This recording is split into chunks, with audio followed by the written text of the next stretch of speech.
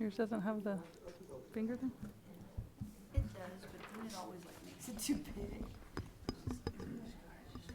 Or what it does, it goes off to the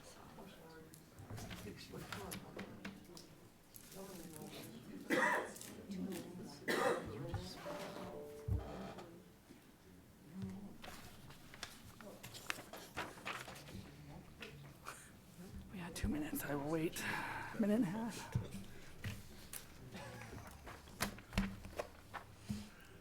A lot of stuff, a lot of papers. A lot of papers.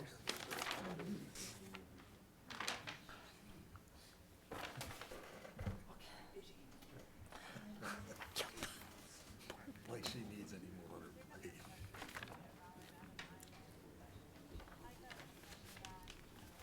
Hey, Corey needs to make an appointment to clear my schedule.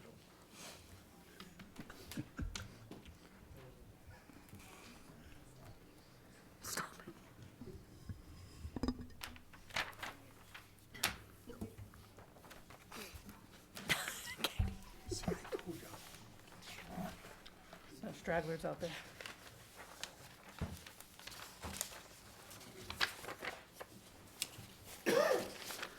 You guys all ready? You guys ready over there? All right, today is Tuesday, November 7th, 2023. It is 6:30. I'd like to call this meeting to order. Roll call, please. Trustee Zazzaro. Trustee Hartz. Here. Trustee Moreland. Here. Trustee Thomas.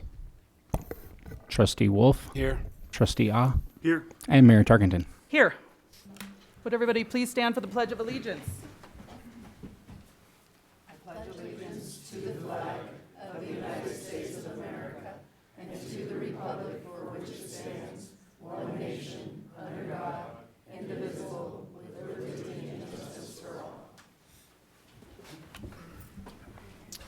Does the board have any conflicts of interest to announce at this time?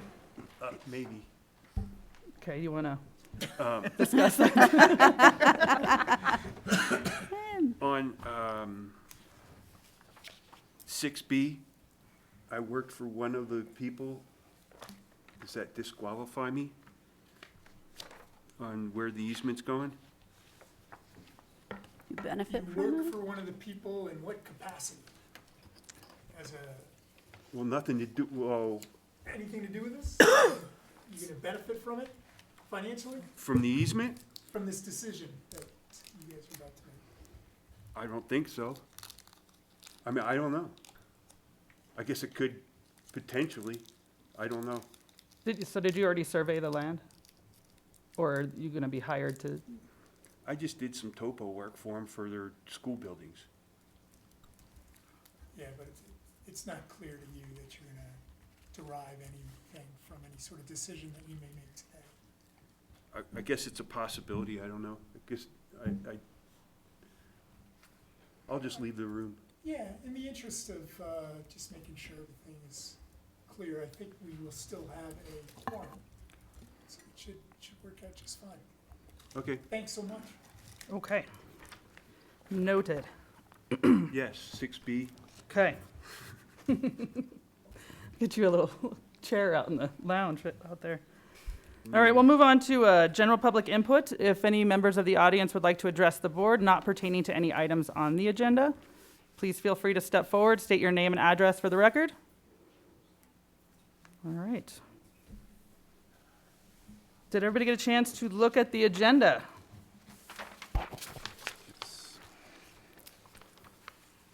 Madam Mayor, I'd like to make a motion to approve the agenda. Second. All right, roll call, please. Trustee Hartz. Yes. Trustee Moreland. Yes. Trustee Wolf. Yes. Trustee Ah. Yay. And Mayor Tarkenton. Yes. All right, at this time, I will pause the regular meeting and open up the 2024 budget public hearing. Keep in mind, we do have some staff presentations and discussion, and then I will open it up for public input. So, Katie, do you want to get that started? So I do have Kathy, our finance director, on the list first. Kathy. Yes. Good evening. So tonight's public hearing puts us one one step closer to approving a budget for 2024. By state statute, we are required to publicly notice this hearing and make available the proposed budget to the public. This public hearing was noticed in the Durango Herald on October 18th, 2023. A copy of the proposed budget was filed with Town Clerk Dustin Hayden on October 15th, 2023, and it was also presented to the Board of Trustees at a meeting on October 17th, 2023. So we are in compliance with state statute with this public hearing.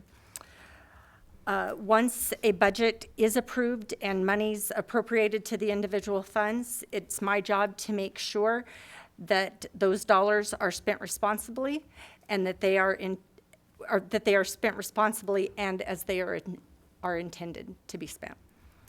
We currently have a two-step process before invoices are paid. The department director reviews the invoice and codes it with the general ledger account the funds are to be paid from. The invoice is then passed to Town Manager Sickles for her review and approval. The invoice then comes to me. At that point, the invoice is entered into our financial software for payment. When entering these invoices, I confirm that the invoices have been coded correctly and that the expense is within budget. So that's just a few steps of how I monitor our spending. We also have a controlled process for how our dollars are spent. I'm responsible for tracking the incoming revenue. This is done by monthly monitoring of the financial statements, verifying the income received for water, sewer, trash, I&I, et cetera, for the utility bills. I manage the town's grants, submit the reimbursement requests, and verify that those funds are received and credited appropriately. I also do the billing for funds when funds are due to the town for things such as lease agreements, like the county has a lease agreement for their space in the front of our office building. I also oversee the land use project deposits and bill developers when appropriate. I work with Community Development Director Killian to ensure that no project is given final approval while still owing the town for debts that they have incurred. And so that's just a few examples of how I monitor our income and our expenditures. If you have any questions, I'll be happy to answer. Any questions from the board? All right, Katie, you're up. So I have a couple highlights regarding the 2024 budget. The town does have a ballot issue that is being decided tonight. This budget does not include any increase in sales tax or that 1%. Tonight is also Proposition HH. This budget looks at the possibility that Proposition HH passes. So that would be a reduction of about $34,337 for property tax. So in May 2nd, you adopted a stormwater ordinance, and so those fees will be determined at the time the feasibility study is done, and it goes through the public hearing for any rate changes, based on the residential or commercial property. And this budget has went through quite a few work sessions. So our first work session was Tuesday, July 25th at 6 p.m. And we've had a couple work sessions since then, including our last one, which was October 3rd, which was our last work session on this budget. So in this, the personnel, labor, and expenditures, we have no COLA in this budget, but we do have a merit which is currently 0 to 5% depending on available funds. Para, FPPA, death and disability have increased percentages, and unemployment remains at 2%. The town sought quotes for health insurance with the number one goal to realign the insurance term for 13 months, and I just signed that agreement last week, so we do have a 13-month health insurance. That'll give us a little more time, so it will expire December 31st of 2024 instead of November 30th. So that'll give us a little more time to get the employees involved. Uniform allowances will remain at $500 per assigned employee that when their job basically ruins the clothing that they purchase. So in the FTEs, we had some changes in our Parks and Recreation. Now we divided some of those duties because after we've lost 2 Parks and Rec directors in the last basically year in July. So we now call it Parks and Trails, Culture, Resources and Recreation, and Senior Services. So we do have a professional level finance director and human resource director positions to comply with the state and federal regulations. We continue with facilities and grounds. Joe Shivelshaya just gave me his resignation yesterday, so he is resigning. Most of it's because of location and personal reasons, and he says he just can't wait till the day he can come back to Bayfield. So we did remove a sergeant FTE position, so in other words, we have 1 less officer in our police department. We will consider a stormwater maintenance worker with those specific duties in the time we actually have the feasibility study and the public hearing on those rates. We would like to transition the temporary receptionist to part-time and recruit a full-time park maintenance worker and remove the seasonal park maintenance workers, which we've had from time to time. So we try to hire them seasonal. We've really struggled to get even seasonal workers, including high school kids, to come to work for the town. And then we removed the part-time code enforcement officer as well. Typically, you've reviewed your community partnerships and nonprofits prior to this budget being considered, but because there was a lot of uncertainty about things, we decided that we would wait until after this public hearing. So the number 1 goal for the Board of Trustees is water conservation and rethink Town Hall turf and map out a water-wise plan, and we do have the Sonoran Institute that provided technical assistance for growing water-wise. Housing is number 2 priority, and then number 2 is to retrain and recruit adequate staffing, including the SRO working and retention incentives for employees. The rest of them, including implement the Joe Stevenson Park, was a big one. We spent a lot of time on that, updating that master plan. There is a capital improvements list in your proposed budget, and from there, I'm just going to go into the general fund. So we do have an organizational chart. This is still a draft organizational chart for the Board of Trustees in consideration of adopting this budget. So the general fund is basically where we receive the 1% sales tax that we currently have in the general fund. We receive all of the La Plata County share of sales tax, which also goes into the general fund. And then we also have transfers to the general fund for basically managing the enterprise funds as revenue. Each of those different operations, administration, the police department, parks and trails, resources and rec, and senior center are all broken out a little bit separately. Before, it used to be administration, police department, and parks and recreation. But now we've broken it into 5 operations within the general fund. So some of the major, like I said, this does not include an additional 1% for parks, for the park development. So we just look at the possible grants. We could possibly get a grant from GOCO to do the Joe Stevenson Park. And then looking at business licenses and some of the other fees that we receive from the general fund, We increased them some. We know that we're getting far enough away from the pandemic that we're having, kids sign up for soccer and basketball and all the recreational sports that we have currently. There is an elections next year, so there is an additional amount in there for 5 elected officials. That would be 1 mayor and 4 trustees, 3 for a 4-year term and 1 for a 2-year term.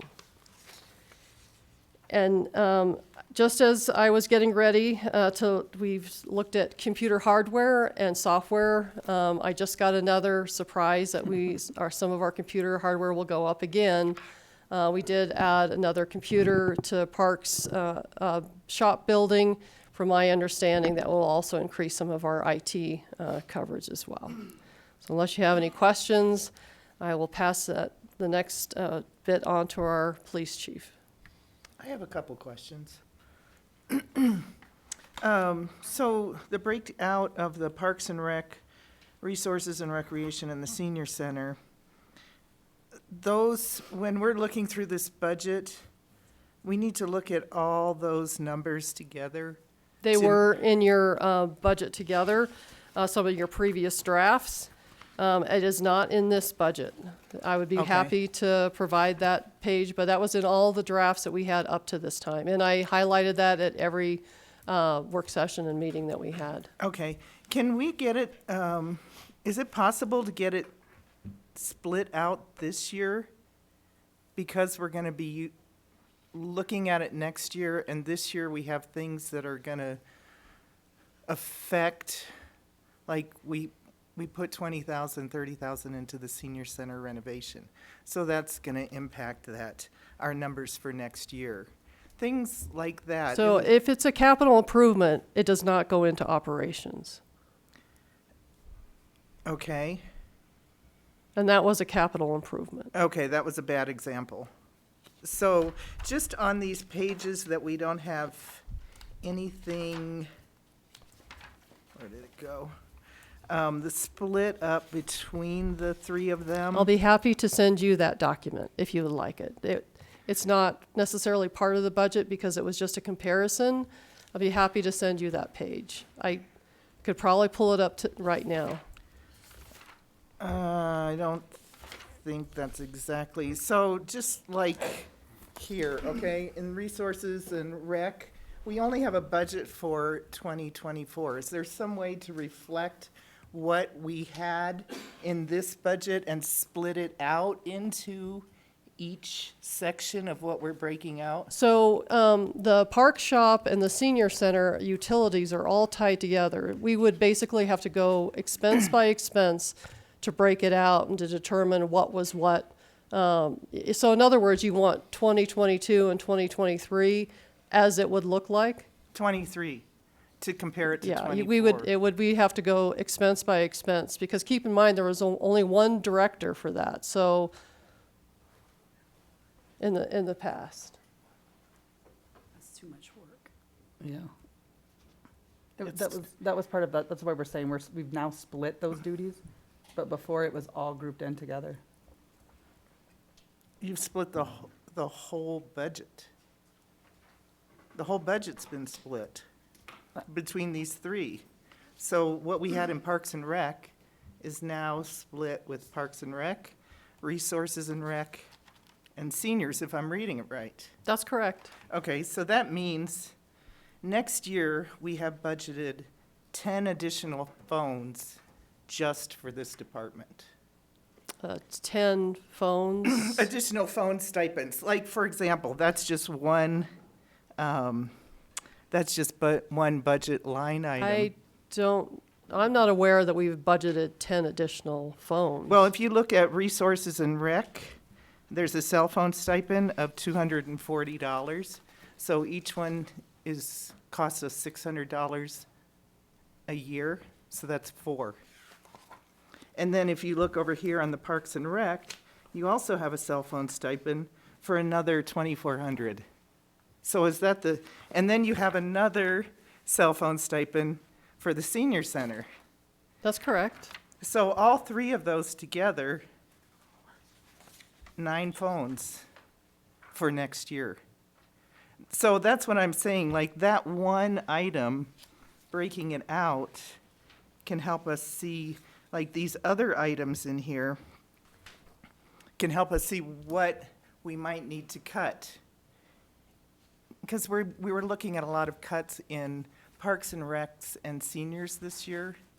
And I think it'll just be easier to evaluate what we're doing next year if we have an idea of what we actually split up. Because that right there tells you, we have 9 phones. We need 9 phones in parks and rec and resources and rec and seniors.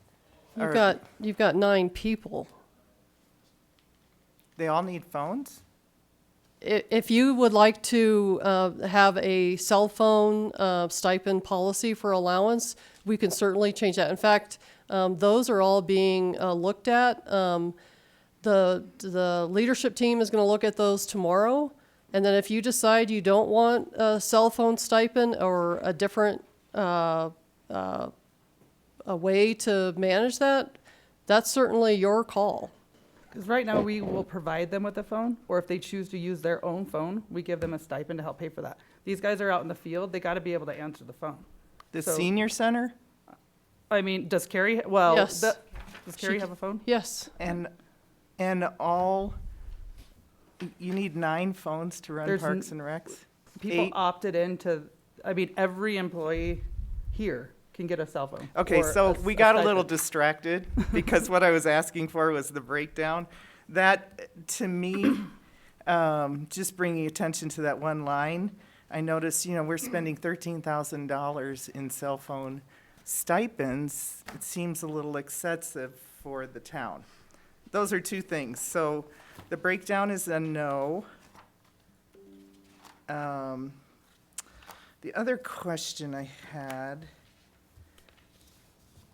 the $500 clothing allowance, how many times do we give that out and how many employees and how So often? it is Parks and Trails, it is the police department, and it's Public Works.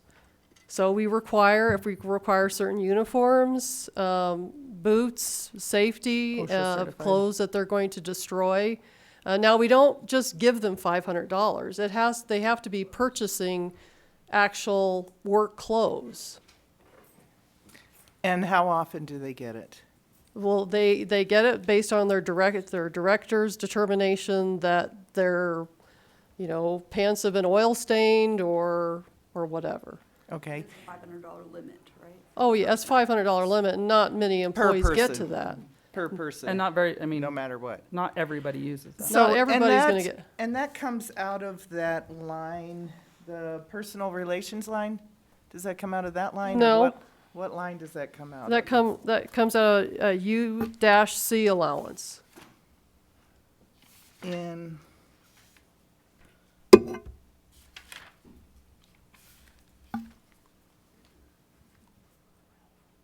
U.C allowance dash.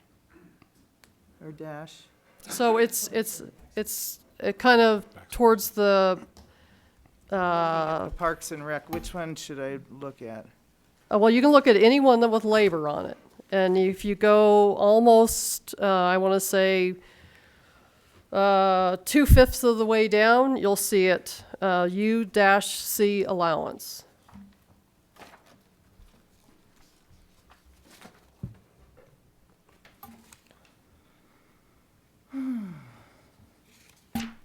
Would you like me to point it out to you? Hang on, not police. Parks and Rec, Right above the cell phone stipend. thank you. Oh, sorry, up there, okay. Okay.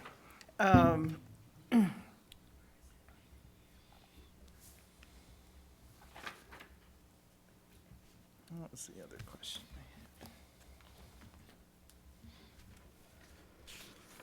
That's it for now. Thank you.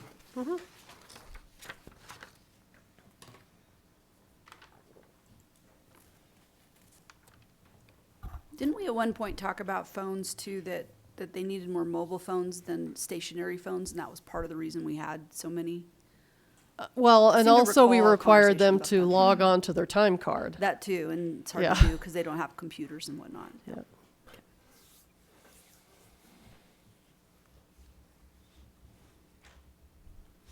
Okay.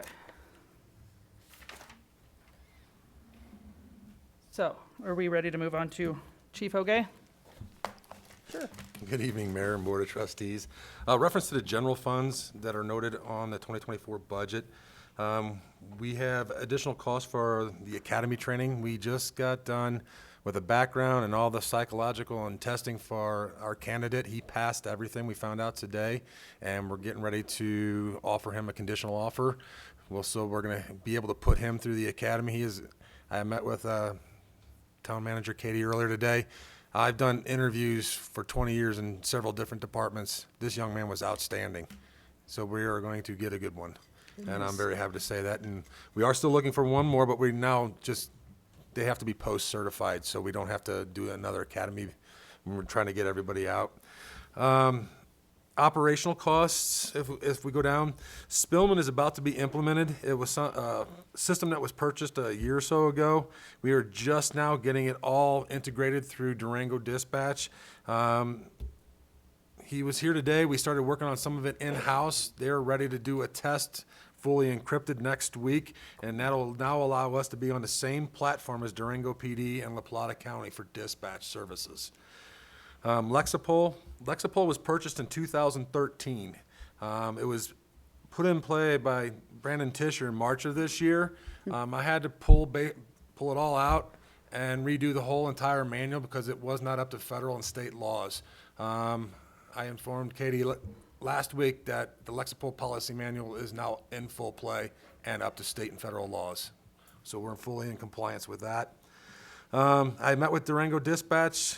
We had a meeting last month, and we worked on the billing. It should stay the same for every quarter next year, and they also discussed putting a cap on the smaller agencies, so that would be us. It would never increase by more than 3% in a year. So they're getting ready to implement that as well.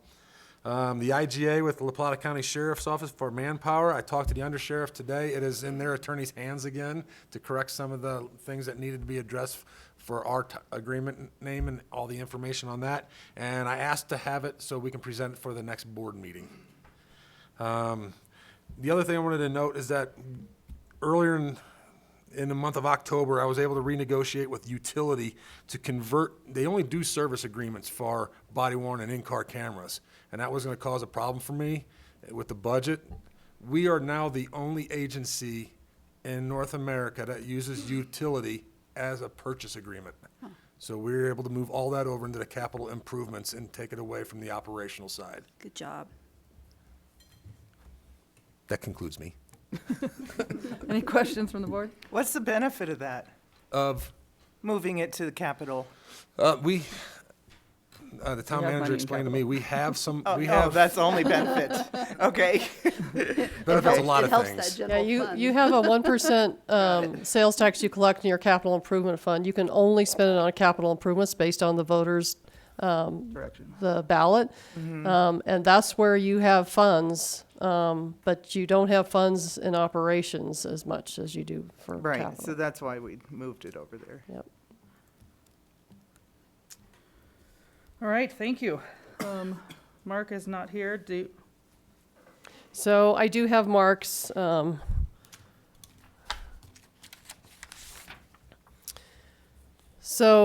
his comment was, most of the general fund expenditures for parks is self-explanatory, salary, vehicle, fuel, et cetera. Supplies are our most utilized account. It covers everything from lawn fertilizer to toilet paper for bathrooms. Any material needed for parks and trails is expended in supplies. Operational costs are for equipment rentals, tools, porta potty rentals, anything needed to maintain the parks and provide the public with normal, essential accommodations. Some of the professional consulting services needed are gopher mitigation, tree trimming removal, and turf soil sample testing. These are just a few examples of the parks and trails expenses. The only revenue they have is park rentals. And so he said if you had any questions on the analysis, I could answer those on the revenue side. Any questions on that? All right, move this on to Dustin. All right, in the recreation part of it, most of the money comes out of the programs line item. Just a quick snapshot. So budgeted 75,000 next year. Snapshot of this year to date, we're only sitting at 45,000. So we have 2 months left to go. We are only rolling out one more sport before the turn of the calendar year. So we're coming in well under budget. So I'm very confident next year we can come in under budget as well with that programs. Only thing I'm really seeing is some of our revenue forecasts are pretty high and lofty, but I feel like with adding DJ on board, he's great with social media. The kids are coming out again. I think we can hit the mark. The youth sports revenue projections at 40,000. Currently, we're at $28,300 on that. As far as adults go, we're almost hitting the revenue projection for next year already this year. So we're trending ahead in that. We're also trending ahead on facility rentals and special events. We've already surpassed next year's revenue not expenditure, but forecast on that. So yeah, I've only run real lofty revenue goal, and the budget I think is going to be real easy to work with. We've really streamlined our process in paying the bills for recreation. It all lands on my desk basically. So I look at all the bills, I do all the coding, I make sure there's no extraneous stuff going around there. We do have a capital improvement this year that I'm going to hopefully present to the board next meeting for the reversible reusable jerseys, which will also make us more budget sustainable. We probably spend every youth sport, the big ones like soccer, about $2,000 on t-shirt purchases. So just in one season alone, that program will pay for itself. Any questions for Dustin on that? We'll move back to Katie for general fund for the senior center.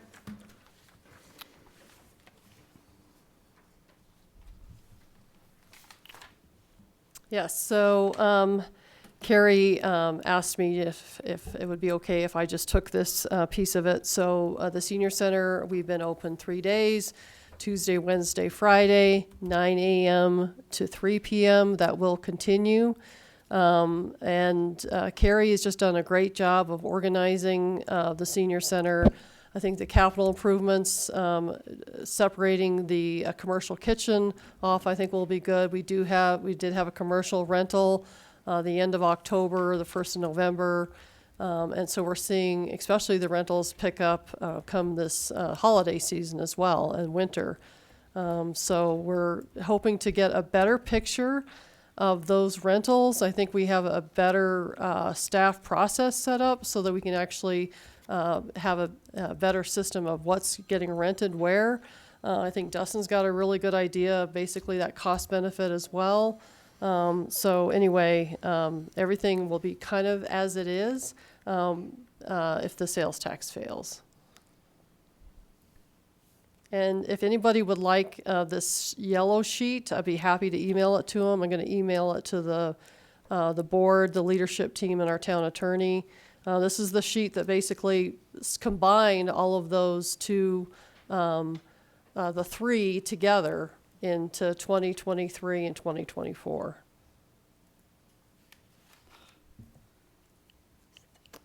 Yeah, you guys want that? We'll just get it Yeah, that's to everybody. All right, any questions on that? Nicole? So I'll just give a brief overview of what I do when it comes to the budget and then talk about conservation trust fund. So in community development planning and building, oversee all land use applications, and so we do collect a fee for that as well as a deposit. And we use that deposit to pay for any attorney's fees that we need as part of that process and the review and any engineering fees that we need for those projects. And then whatever is not used of that deposit is returned back to the applicant. If the deposit goes over, or if the fees go over what was deposited, and as Kathy had mentioned earlier, we do bill them for that difference. We don't finalize their approval until they have a zero balance in that account. And then similar with building permits, I process all building permits and certificate of occupancies. I oversee our building inspector and our plumbing and mechanical inspector for the town. And so I do make sure that they get paid for the work that they do for us, as well as work with our front staff to collect require a deposit for building permit fees again, and then that counts it towards their building permit application fee. So say their fee is $5,000 and they pay a $500 deposit, then they only owe us $4,500 before they pick up their permit. So that's, and then of course I use software and things like that, but that's kind of where my department, and then do write most of the grants for the town as well, oversee those revenues that come into the town. In terms of the Conservation Trust Fund, this is our fund that we receive from the lottery funds. And we are going to be using this fund to help hopefully cover any match we need for grant funding for the Joe Stevenson Park master plan. So that's what this fund is for. You want me to do all three of mine, or do you want me to Well, come back to me? we'll come back. Corey and Jeremy, I'm sure, are chomping at the bit there. Sewer fund. Can't wait. Waited all night for it. Trustees. Yeah, so just a brief overview of the sewer fund. I'd like to touch on the personal relations versus the uniform allowances in this. So typically in all the funds, we have personal relations and a separate uniform allowance that goes in there. Personal relations is basically for your random drug testing, your CDL, those operational costs that the town pays for when they get pulled from the clearinghouse for a random. Everybody does, that's in the clearinghouse, they'll have to go in quarterly. We get random selections. Sometimes it's 2 people, sometimes it's 1 person. We don't ever know. So that's what that personnel relations line item is for that testing. The uniform allowance, you'll notice in the sewer, the water, and the street funds, different employees are paid out of different funds. That's the way we've allocated those salaries. And so those uniform funds allow our employees to be able to purchase the appropriate safety equipment that they need to perform their job. So for instance, a pair of work boots like this is $250. If you buy 2 pairs of jeans at $70 a piece, you're already at $400. So that $500 isn't really a huge expense for the town to be able to make sure that we have our employees outfitted in a professional manner and operating in the way that we want to support the town. So moving on, you'll see there's a building and facility line item in there, and there's also a supply line item in the sewer fund. The building and facility maintenance is basically what we use to purchase equipment. That would be pumps, drives, hardware, anything physically tangible that we need to replace or repair within the treatment facility. The supply line items, those are for our chemicals. So that's for basically our polymer for dewatering, our chlorine, any of those other treatment chemicals that we use throughout the year to manage the treatment facilities. There's also 2 electrical line items that you'll see in wastewater as well. There's an electrical option 1 and electrical option 2. Now, we don't just pick which electrical option we would like to use. The 1 and the 2 is just an easy way to define it. The number 1 is for the actual facility itself. So that's our power cost to operate the treatment facility at 1200 East South Street, or East Street, I guess is where it is, at the end of the road where the park's going. So that's the physical treatment facility. The electric option 2 is for all of our lift stations. So we've separated those costs out so we can compare those and hopefully come up, with a comparable estimate from year to year, which we've been pretty close. What else can I think of in there that might be a question? There is our sludge removal has gone up. You'll see that. So we're now being charged by the ton from Republic Services for the removal of our pressed biosolids.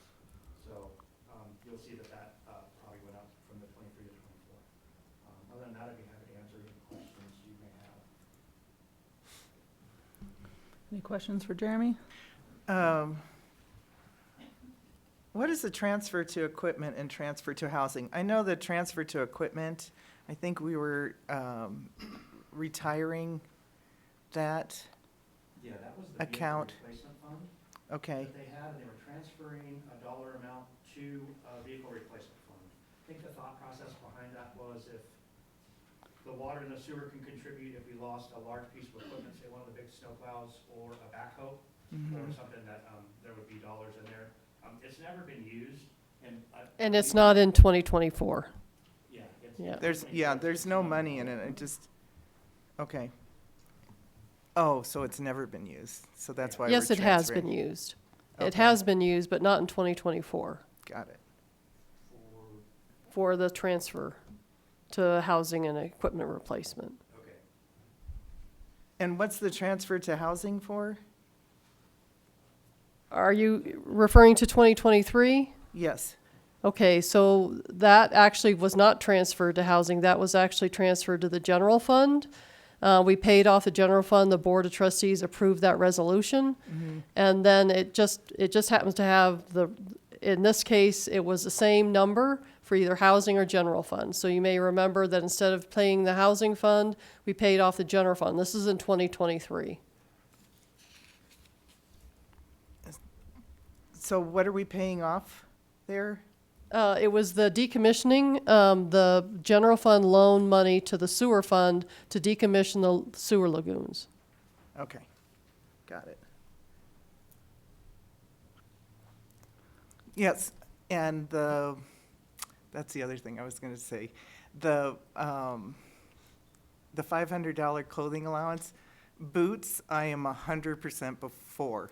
But when an employee is talking to me about getting that allowance and having slippery boots on and telling me he doesn't need boots and he got jeans and t-shirts instead, that's why I question it. Yeah. And boots, like, priority. And there are some places that do things differently. They give you a boot allowance or things like that. Just, that's how we've been operating for that uniform allowance. And we do make sure they're safety toes. They're not ski boots, you know. Yeah. So those invoices are turned in and vetted through the finance department, as Kathy said earlier. Cool, thank you. Thanks, guys. All right, on to stormwater. Katie? So stormwater, there is just a fees of just an estimate, and it's a really rough estimate, of $500,000, a loan for $571,000, and then a grant for $571,000. But you'll probably be adopting a supplement for this fund because there's a lot of things we don't know until the engineer's done with the feasibility study. So in the expenditures, you just see $100 all the way down in operations, and only one maintenance worker in there. And again, we will not finalize this until that feasibility study is done and a public hearing has been had. What is there a need for having $3,000 of overtime budgeted with the one employee? So it was just an estimate of overtime. We do have these employees can be on call, and then they can be called out for stormwater. So just like the storm event we had in 2022, we had a staff out that all day and that next morning managing stormwater. Okay. All right, any other questions? Nicole, back to you. Yes, so capital improvement fund. And so this fund includes capitals that would be considered under the general fund. So the admin, which would be any technology we have here or in our buildings, facilities and grounds, police, parks and trails, culture and recreation. And then Jeremy's funds, because they're separate funds, have their own capital projects within those.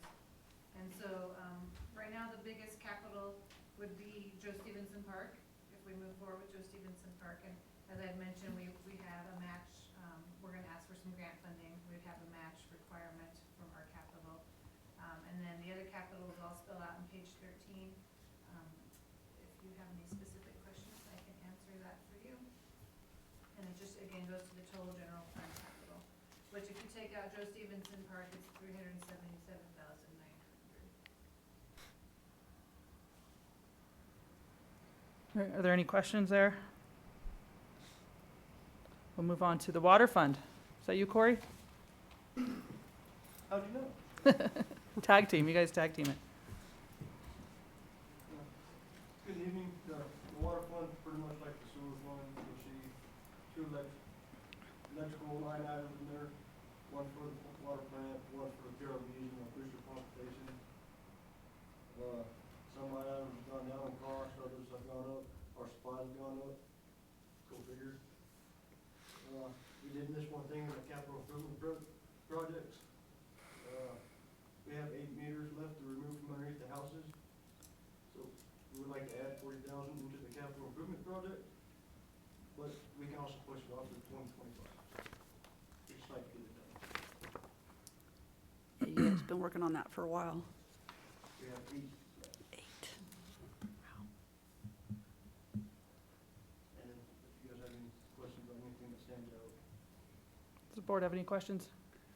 I do. We don't have very much fuel budgeted for this year. 2023, we budgeted 6,000 and we only used 1,800, and we have 3,000 budgeted for next year. I just wondered what the discrepancy was, or why it's such a swing. The big discrepancy with that is our fuel cards are tied to what funds are coming out of. So the majority of fuel being charged to people that are coming out of the water fund, even though they're operating the jet water, which should come out of the sewer fund. So with iWorks,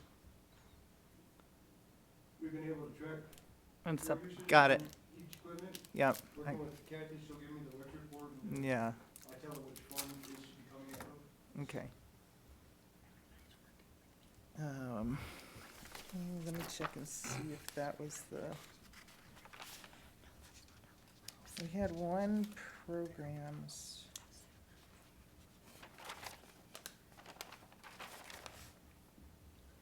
Oh, that was the street fund, never mind. Thank you.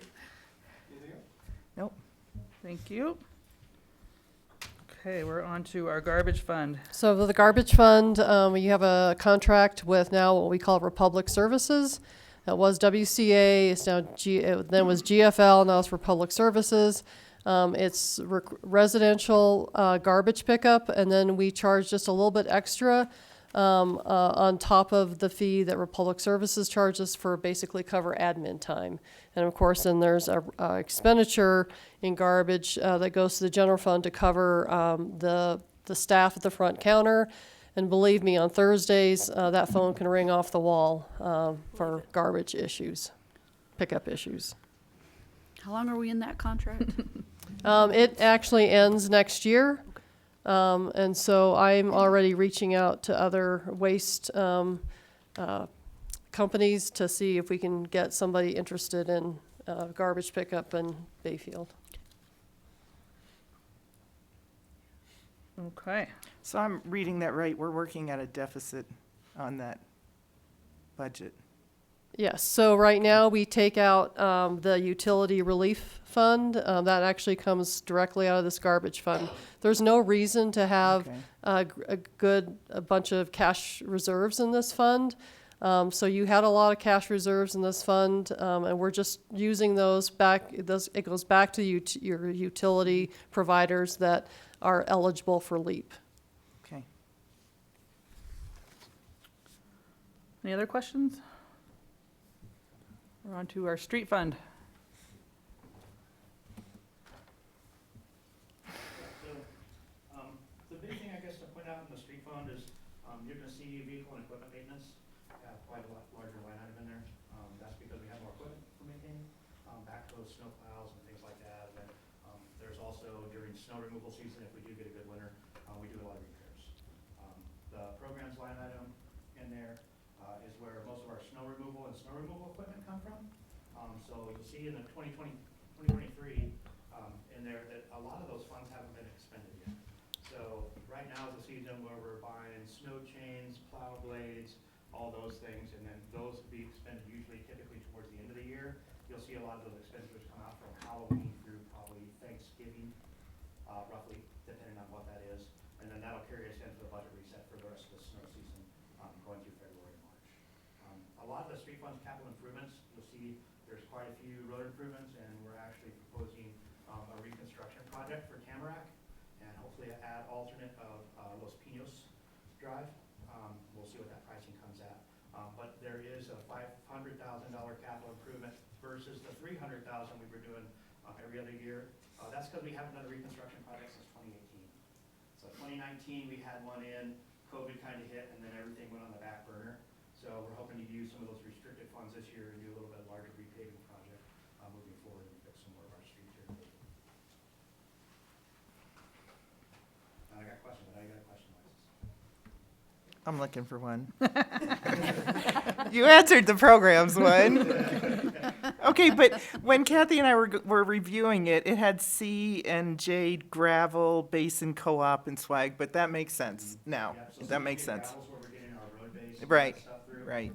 You'll probably see a desert mountain in there when you're, so we ended up doing some cold patch repairs this year.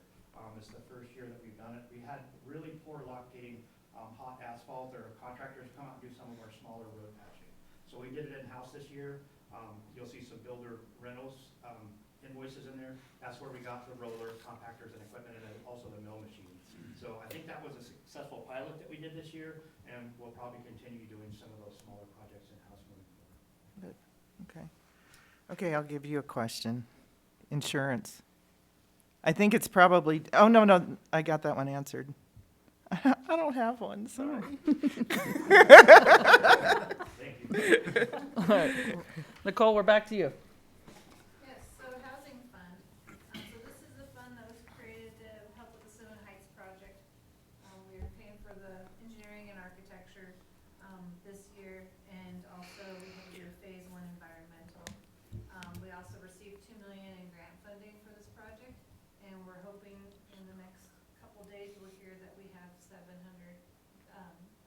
secured to complete the infrastructure piece of it. And then the next phase will be to go out after an RFP for a development partner. And ultimately, we'll sell the properties to that development partner, pay for the infrastructure so that they can deed restrict those units, and then we'll get the money back from the purchase price of the lots, possibly used for some other housing projects in the future. And then the other thing that we hope to get some revenue for this project on would be the Prop 123 money, so we can tap into some of that and help with other projects and infrastructure. And then we're gonna be the pass-through for hopefully $3.8 million for the Pine River Commons project. We're hopefully gonna be applying for their infrastructure. It's for their project, but the town has to be the applicant, so the state is granted to the town, and then we would pass it through to the developer, and again, for the 66. So using this account, for those purposes, you'll see it, money coming in and going back out to that developer. Any questions about the Housing Development Fund? We'll move on to additional budget items. So we have software, it's called Rec Desk. What it does is parents can sign their kids up, and adults as well, for athletics, the youth and adult. And I didn't know that was going to be coming in, but it's $3,800 a year. Also, if you're in this room, there's Wi-Fi. That's $303 from my understanding from DataSafe. That we had a long-term purchase of this years ago, and so this will be an annual purchase, about $300 a year. And then the additional computer, additional software, and IT support will probably be about $200. So about another $4,500 than what's in the budget. And then the $40,000, which is a water meter relocation, and this will be our last year to move meters from underneath houses, which is very beneficial to our water system. Any questions on that? All right, at this time, I'll open it up for public input. If anybody has anything they would like to address the board about, you could please step up to the podium, state your name and address for the record. All right. Oh. Matthew Nyberg, 517 Dove Ranch Road. I know that you guys are looking at the budget this time of year, and certain increases have been asked for, but I would ask the board to look at those increases and also look at the behavior before you give those increases. And I guess what I'm referring to is what Minnie has called Bannergate. And there was a banner that was put up by the BEAT, the Early Education Program. Yes, they exceeded their limit, there is an ordinance, but I think that it could have been dealt with in a different manner and maybe with a little bit more truth, instead of just tearing the banner down and disposing it in the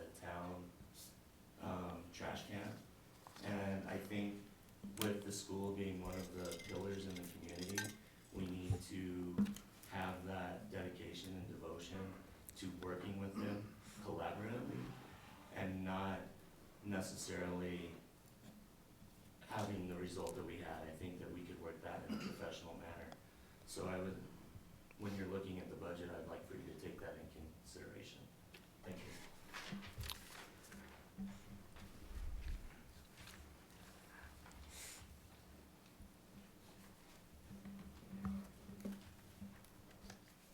Dave Flax, 606 Wood Highway. How come there's no money for deer mitigation?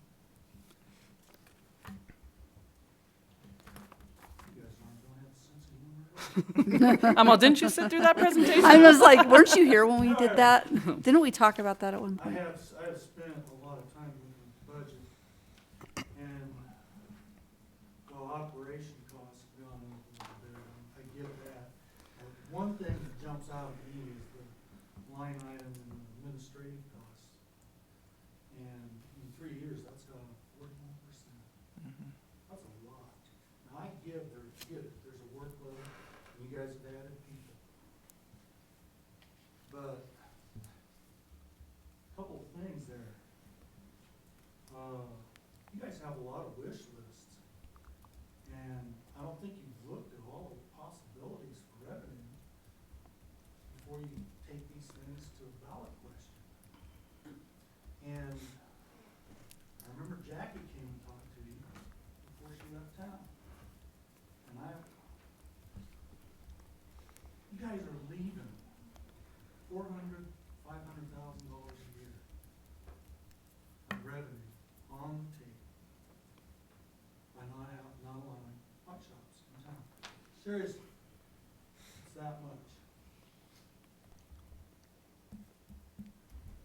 And it just pains me to just know that there's that kind of tax migration out of the community. The hardest cost to control in any organization is the cost of labor. So as you guys are adding all of these positions, you know, take into consideration how much that costs. You know, if they're here for 10 years, that's $1 million. It's $1 million if they're here for 10 years. So,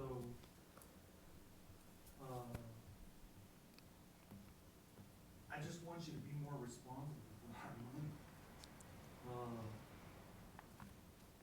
There's a finite amount of it. And what we need to do is make sure that we can keep as much of our revenue here as possible. You know, and if that means pursuing better grocery stores, do that. I mean, there are things you can be doing. That's clear to me.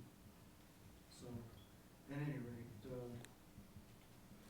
I see that the ballot issue on the fire station passed, so that's a good thing. I don't know about your sales tax.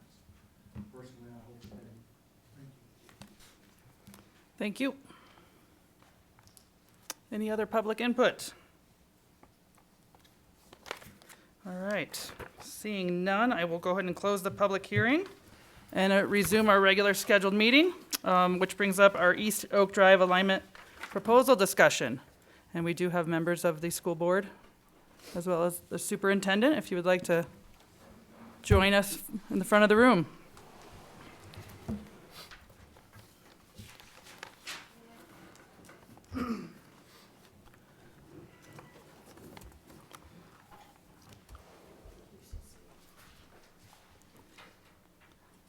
I'll go ahead and allow you to introduce yourselves for the record here.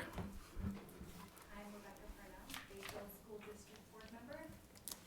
Leon Van Hart, Superintendent of Schools for Bayfield School District. Mike Phelps, Board President. Thank you. Nicole, is this your kickoff here? Sure, I will kick this off. So, we've been talking back and forth with the school district, and Katie and I did attend one of their school board meetings a couple months ago, just to continue the discussion of East Oak Drive and the East Oak Drive connection. We have engineers looking at the new intersection signal at 55160.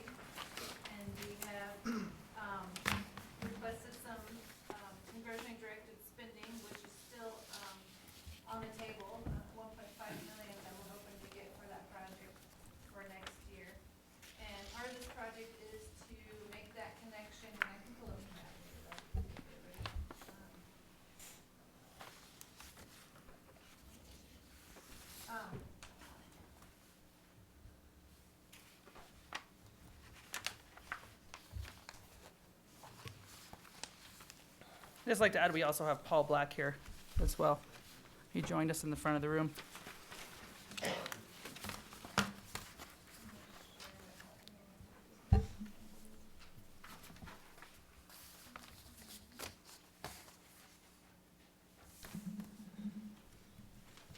so just wanted to continue these discussions on the East Oak Drive School District, go up the overall plan so everybody can see what's going on.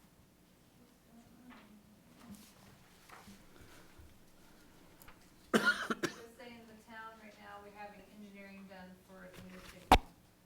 And as part of that project, we have the budget to, continue the engineering up to what the East Oak Drive connection is going to look like. And so we wanted to make sure we open this discussion back up with the school board. These plans were done in 2019, so of course, there's been a lot of changeover, and most of us were not even here when they originally went through, so we wanted to make sure that we kind of gave that public process a due process, to go back through this plan. And ultimately, there's 5 alternatives right now. And we really, in order for our engineers to even get in there and start doing engineering, we really need to narrow this down. We can't study 5 plans, we don't have the budget to look at 5 different plans. And so we really need to start working on narrowing down what the concept plan needs to be. Definitely want the school board, because it's possibly, it is on their property.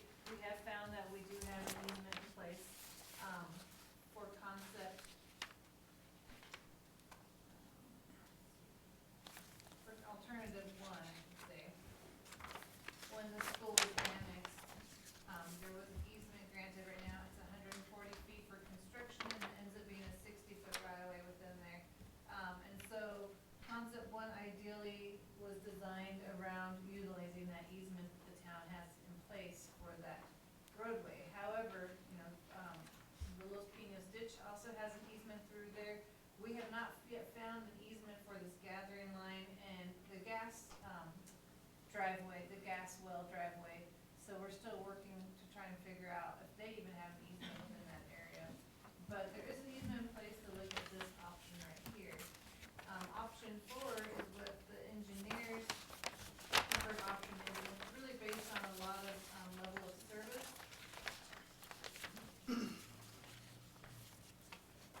So in terms of the crossing with the pipeline, with the ditch, as well as pulling the road off so that there's less impact to the existing neighborhood in terms of traffic. Because this is going to be a road that will bring traffic from the highway up, from the new development to the east up, in this direction as well. And so that's the engineering preferred, but that does look at a lot more property from the school district than what has already been granted. And so I think the discussion, we've been going back and forth with the board, with the school district. Ultimately, we'd like to have a meeting where everybody gets together and makes a decision, but I know the school board had some questions, and so that's really what we wanted to open this forum up for today, was having some of them come, be able to ask the questions of staff, of the board, in a public setting, so that we can just continue to move this project along, and hopefully be able to start doing something in the near future. So with that, I guess I can turn it over to you all if you want to start. So we weren't quite sure, to be honest with everybody, what the format of this meeting was going to be. And there's 2 of us, which is pretty intentional, because we're probably like you, if there's 3 of us, then we have to announce it as a formal meeting, and we didn't really have an interest in having a formal meeting with the board here. So Rebecca and myself are the 2 board members, and we're really representing the board. And our goal was to try to understand really what the town wants to do and kind of what you're looking from us, and then we'll go back and report to the other board members. We probably won't have a formal vote until it actually comes to where there's an easement that the town's asking us for. But we understand that for this to work, we understand the desire to narrow it down. So our goal was to come really work with you all and try to help in that process.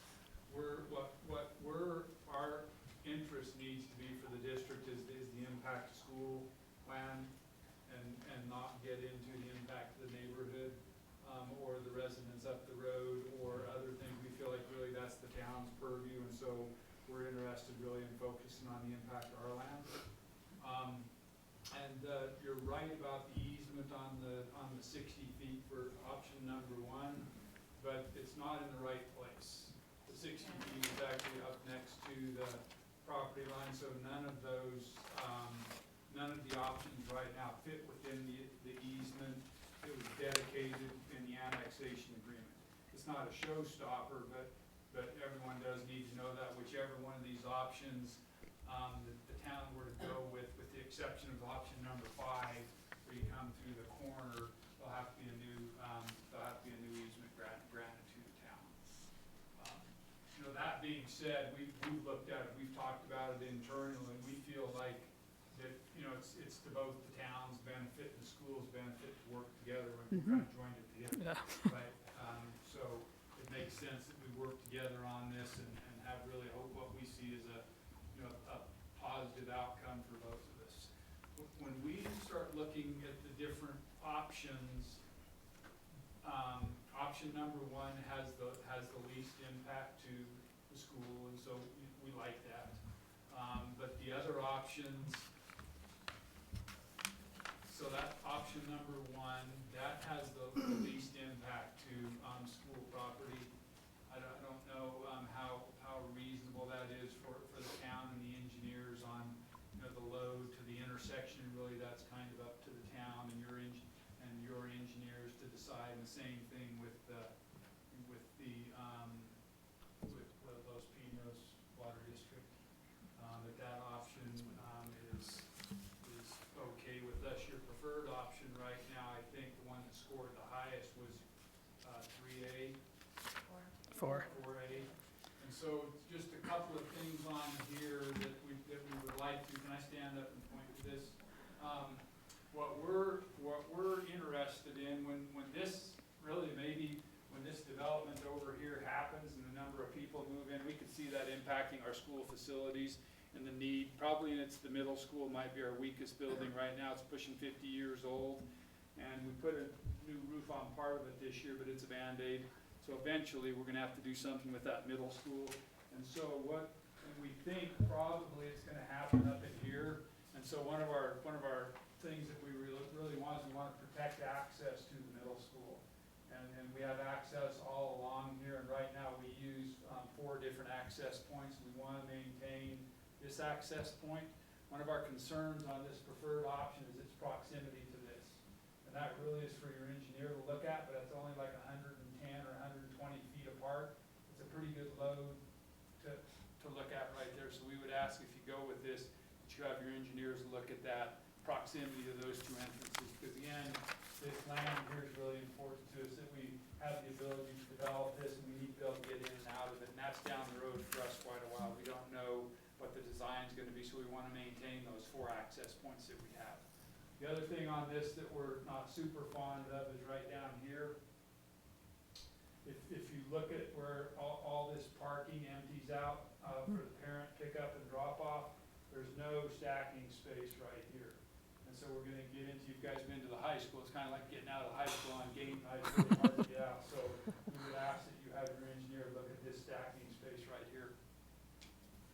Another issue that we would ask is that this, I call it no man's land, and Katie, you pointed that out in an email to people, thank you for that. But is we don't want to become responsible for maintaining this, whether it's weed control or mowing or whatever. We would ask that when we get cut off from that, we can't use it anymore, that land, that somebody else maintains that. Am I forgetting anything? I mean, I think it kind of goes without saying when we, you know, when the school did when we did the bond issue, and then we had the annexation agreement with the town, and we had that MOU where we paid the town that $500,000 for this intersection down. Yeah. We're assuming that this is on the town. The costs that are associated with this would be on the town. None of those costs would be passed on to the school district. Yep. That would, I guess, just a point of clarification. I'm not sure, honestly, if we have a whole lot else. I have a quick question.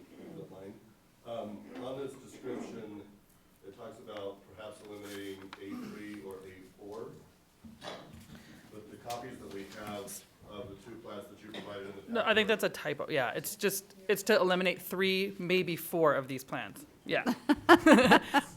So is it, I mean, we have 2 of them here, and Nicole, without making any assumptions, does the town feel that A1 and A4 are the 2 that they're looking at here? Because I know there's only 2 in this package. I think so. I think that those two make the most sense in terms of looking at it, because A1, we might be able to do all within an easement that's already been granted. We'll have to look at that. And then A4 is the preferred plan just based on all the levels of service.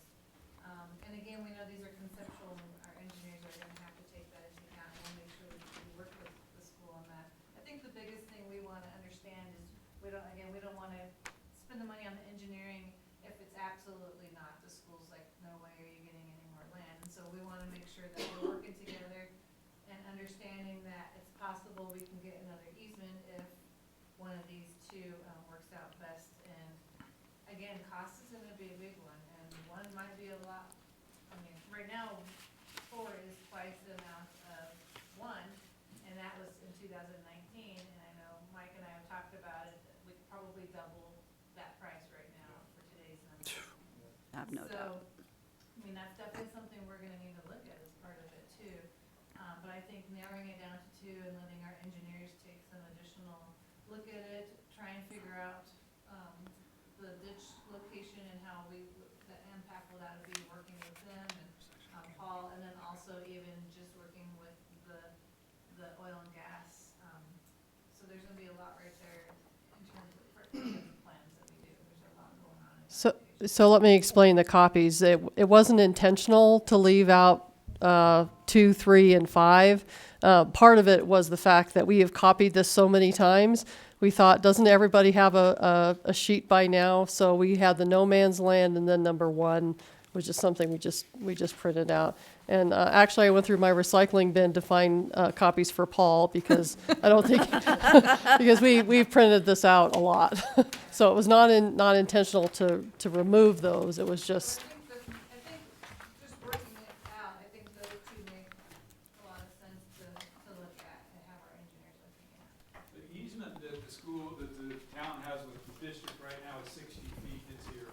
So you come down from this property corner right here, 60 feet, and go across to right there. That's the 60 feet where it looks in reading the narrative from SCH, there's a 140-foot construction easement. I think that's maybe why this is down here. And again, it's not a showstopper, but any of these are, you can't do it without getting new easement. And something else I forgot to mention too is what we'd like is if we can preserve as much land as we can by bringing this up closer to this pipeline. We feel like there's 25 feet in here because this is I kind of another agree. piece of property here we can end up I would agree with that developing too. someday as the district moves forward. So you're saying it's 60 feet. So we have documents that say 140. Is there? 40 says construction easement, I'm pretty sure, Ms. Sickles. Yeah. And then if you read a little bit further, it will say 60 feet for a permanent But easement. it doesn't say where it's located. That's It why does. There's a okay. surveyor's description that comes off this property. Is that you, Tom? I probably wrote it, don't even know it. It's a good thing you didn't leave the room. All right. Thank you. I appreciate that.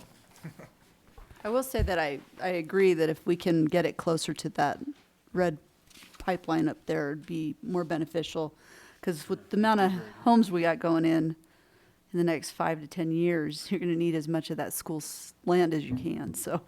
Well, and we've been looking at this so long, there was a time where I thought number 5 was the answer, To me, it made the most sense for the longest, but it's like, well, now we gotta talk about going through 2 houses but to me, it's the least disruptive and kind of Yeah. goes with the flow of existing traffic. So, I mean, this has been hard. That's why I'm glad you guys are here to hear your concerns, and I know that we might have members of the public, but yeah, I think this is, And I know 1 seems easiest, but it doesn't feel like there's gonna be enough road and access to make it work with all the new subdivision to get to those schools and anything else along that ends up built down that way. It's a tough thing to get. Yeah, it's tough. I have a feeling if we did 1, we would be redoing it at some point because it's not big enough. It's not Paul, do you have any not work. ditch concerns? Yeah, you guys were talking about that no man's land. I don't know if you can bring that slide, or if you have that slide. Yeah, it's right up. We have it on a. That's it, yeah. it's just not yellow. So along with that BP line, there's actually two laterals that go directly. You wanna go, sorry. So right here's the Los Pinos ditch, and there's a manhole right here, and there's actually two pump stations, and those laterals come all the way over, right in that probably 60-foot easement. One was to feed this property. I don't believe they have water rights anymore, but the infrastructure's still in. The other one continues on down to the golf property, and they currently irrigate every year. So just knowing that, you do have quite a bit of infrastructure built in here with irrigation stuff. So moving it over, that's gonna cause you to probably have to move that out of from underneath the road or whatever to think about. And the ditch is definitely on grade.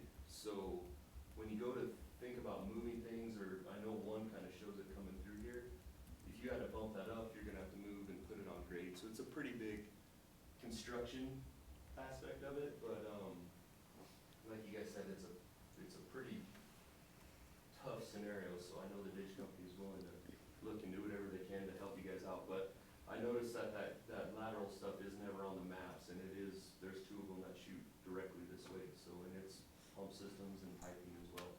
So Paul, is that north of the red line, or is it? it's going to. Or is it gonna it's be- pretty close right on that road? Okay. On the BP road that runs up through there. Pretty close to the line, the actual BP line. And like I said, the one kind of dead ends, and it used to irrigate all this property. I believe they lost those water rights, but the infrastructure's still there. But the one pipeline does carry all the way Okay. on over to the golf property, which sits over here. So it kind of needs to still be no man's land a little bit, Yeah, but maybe we can get up to that red line. Yeah, it's in between the red line and the property line. in there. Okay. On that road. And they haven't lost their rights yet. We negotiated that when they start subdividing. Oh, out here, they still do hold the water rights, okay. So, yeah. That's all I have. Anybody else Thank have you. questions?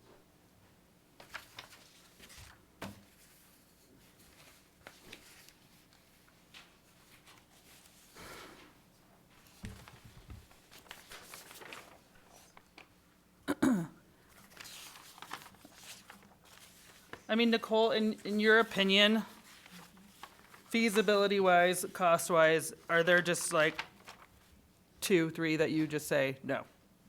I mean, is that, Sounds costly. yeah, I mean, they're all costly, but, Yeah. now that I've heard that, moving ditches and grading, and like, that's just adding, which scenarios is that? Yeah, but it's hard to say until we get engineering, because again, it's also conceptual, and again, that's why it doesn't show everything. We haven't really had our engineers out there actually looking at it beyond just putting some lines on the map. And so that's really the next step we want to get to see what's feasible, and then looking at cost estimates to see if that even makes sense. And so I think looking at two, part of it is gonna be the same, and then the other section's gonna be a little bit different, but getting two cost estimates, and then we can talk with the board, talk with the school board, and figure out what works best for everybody, when looking at a lot of the constraints. And so again, these constraints that came out of this initial plan, there's probably more.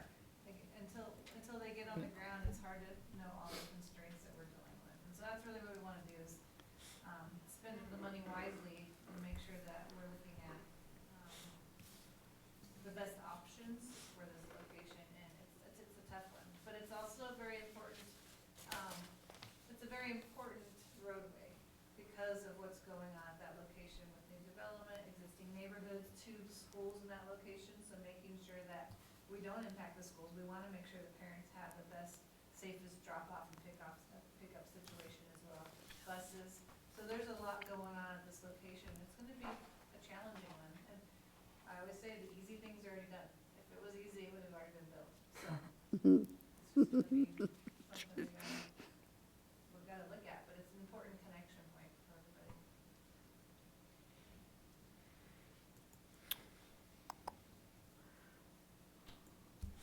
So you guys okay with 1 and 4?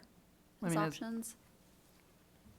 And it's possible it could be a hybrid, something else. Yeah, yeah. I mean, I don't know. could very well be. We're looking at it. And Ms. Moreland, I'm gonna partially answer your question with the question right back to Mayor Tarpon. We would need to go back to our entire board. Right. And have a conversation, be able to have that Right. discussion with them. And so that leads me to my question for you is, as superintendent, what are the next steps that you would like me to take with our board so that we can continue to move forward with our relationship and communication? Yeah, I mean, I think a discussion with the board and try to narrow yours down, just say what is the best possible outcome for our students, our teachers, and your land. And then I think we have to go from there. I mean, you guys hold a lot of this in your court, so, and we want to work with you. And, you know, we're not making just any decisions tonight, and we're going to allow some public input as well. I mean, I'd love to hear what people have to say about it, but, you know, I would like to narrow this down and have, like Nicole said, let's just toss out 3 of them. And if that means going back to the board, or if you guys already kind of know where your board stands, you know, if you put the feelers out there, then we can give direction from there. But if you need some time to take it back to your board, well, We've added it as a discussion item at our board meeting next Tuesday. okay. So it may be the same conversation if you're available and want to come answer questions that may Maybe be. Katie, I have planning commission, but maybe Katie. Yeah, I can attend. Yeah, and I think that the sentiment, you know, like I said, we've discussed this as a board, our planning commission. I think we all had ideas of what we think is best, but it's been helpful having you guys here in the room to have that discussion. Most of the options are pretty similar, with the exception of 1 and 5. Mm-hmm. The other ones are variations of the same alignment, and so they're really similar. And I mean, Ms. Sickles is welcome to come, but what we're probably going to do next week is have a discussion item, because it really isn't a voting item for us. We'll just make sure that there's no opposition. It's not something we're gonna vote on probably till we have an easement. We'll do that and then report back. I think Rebecca and Leon, I can feel pretty confident that, the board will agree with, our recommendations. And then is the goal are we going to have we're not discussing this again with planning commission? Maybe just updating? I think we will. Okay.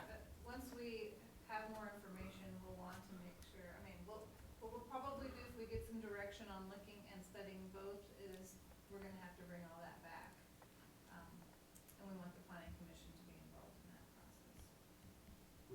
Where we would wanna be kept kind of in the loop as the design moves along. Oh, yeah. It's going to change, and so rather than have it done and us go, oops, we really don't like this, you know, there'll be steps along the way, maybe we can be kept abreast. Yeah, usually for engineering, we'll do like a 30% design, a 60% design, and then 90 and then final. And so we can make sure that during those different phases, 30 will be the next one if we start this soon for possibly both of them. And then from there, maybe it's narrowed down, so we're not spending all the money on 2 designs. So once we get to 30 and we really flesh out a lot of things, maybe at that point we can narrow down to 1 design to move forward with. And you know, Just make sure everyone's at the table. while I have everybody in the room, I'd like to open it up for public discussion because we might have somebody that brings up something that we're not looking at. And I just want to survey the room and ask if anybody has any public opinions on this item. And I make a quick announcement. Our Zoom's been very funky today, and it's telling me I have 10 minutes left on this. So at some point, I'm gonna have to stop it. Tia, you're gonna have to get back on. Okay. It's gonna kick us off, and then I'll restart it. I don't know why it's being like this today, so there you have it. Yeah, you have to come up to, I know, the microphone. I just want Oh. to know. Oh, here we go. There you go. I just would like to know where North Oak Drive is. On the map? Is it that corner? Yes, right here. So you're not gonna go on Cannon and north? Well, this other development, I wish I had let me zoom up a little bit and see this one.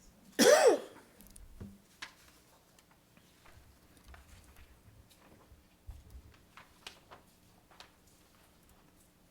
there's, oops, look right here.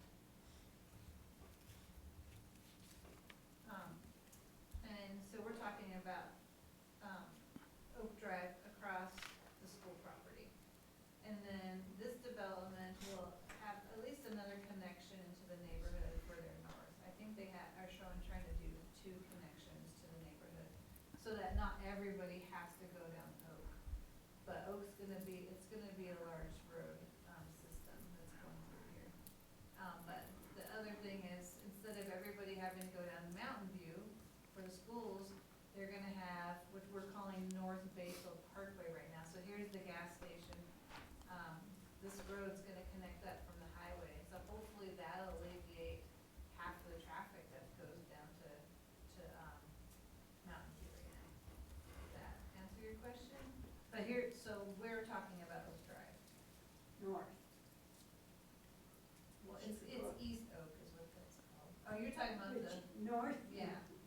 Okay. So it's not gonna go up that way. Not at all. It won't make more traffic. Well, one of them does. So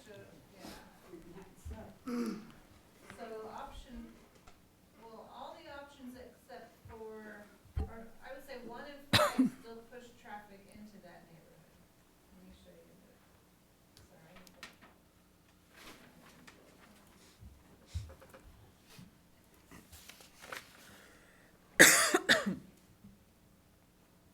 So this is option 1. And so here's Oak Drive. And that's where it turns up. And so option 1 would bring it right into where, Cedar is located. Option 2, 3, and 4, try and bring the traffic over and they don't go into Oak until you get near the middle school. And so this neighborhood would have their own access, but the main traffic would not go through the neighborhood. So that's 2, 3, and like Mike said, they're all very similar in 4. They just have some different uniqueness to each one. And then option 5 was to actually go right up. Here's Oak Drive. And this one we would have to acquire property, go right through and connect this direction. So those were the 5 options that were done in 2019, and we're trying to narrow it down. So right now, we're looking at option 1, which would come up right here into Oak, and then option 4, which would bypass that portion of Oak until you get in front of the middle school. Okay. Thank you. You're welcome. Is there any other public comment? Okay.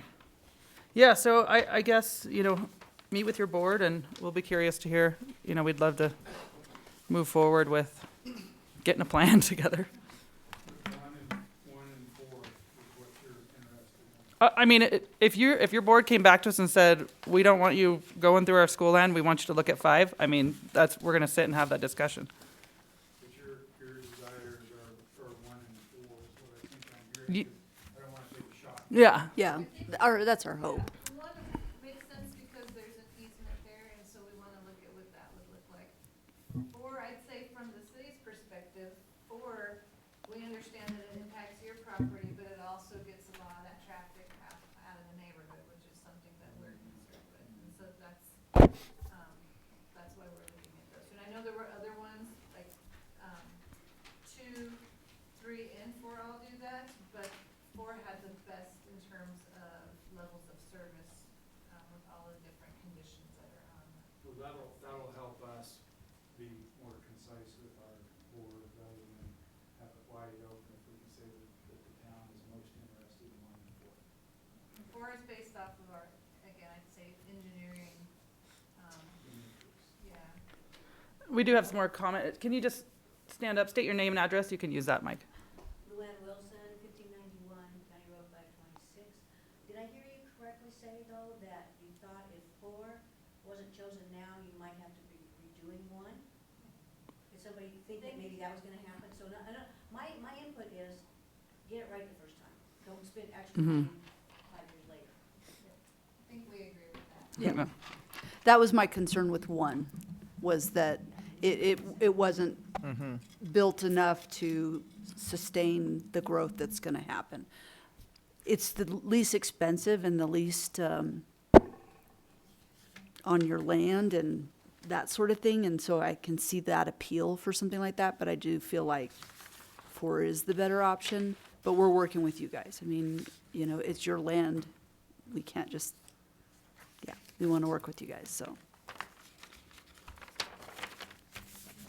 All right. and school board elections tonight, so a lot of shakeup, so. Just shake it up, rattle and roll. Yeah, so we'll be looking forward to hearing from you, and feel free to reach out with questions, and we'll move forward after we hear from you.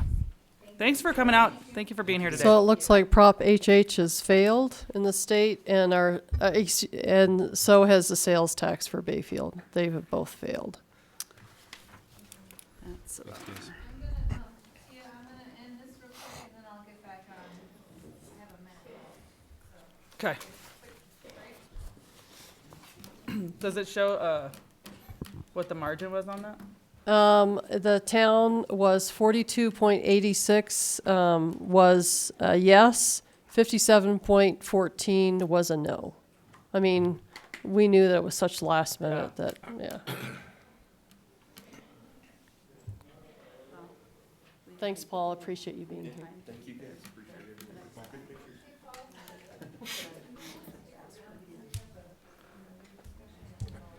Well, the Herald wants to talk to me tonight about that, so. What hell? The Herald wants me to call them after this meeting to give them a statement about our sales tax. Okay. We have a break. Okay. A technology break.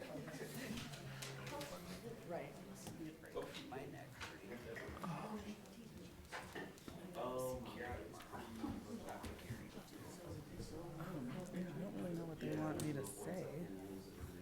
Like, okay, well, this will affect our programming, this will affect our ability to staff all of them. Say, we have 400 and some people come out. Oh, Say how much they wanted So I'm gonna need to go into log into their parks. parks. So, Remember they changed it from U to Z? I mean, it's good. what do you mean? They changed the name from. Oh, They must, the settings must. You know, he was like living in a large, well, I got Dustin. he was Blame it on Dustin? He was living at a large, I moved his camper and everything. But he was like, I don't think I can live this thing there.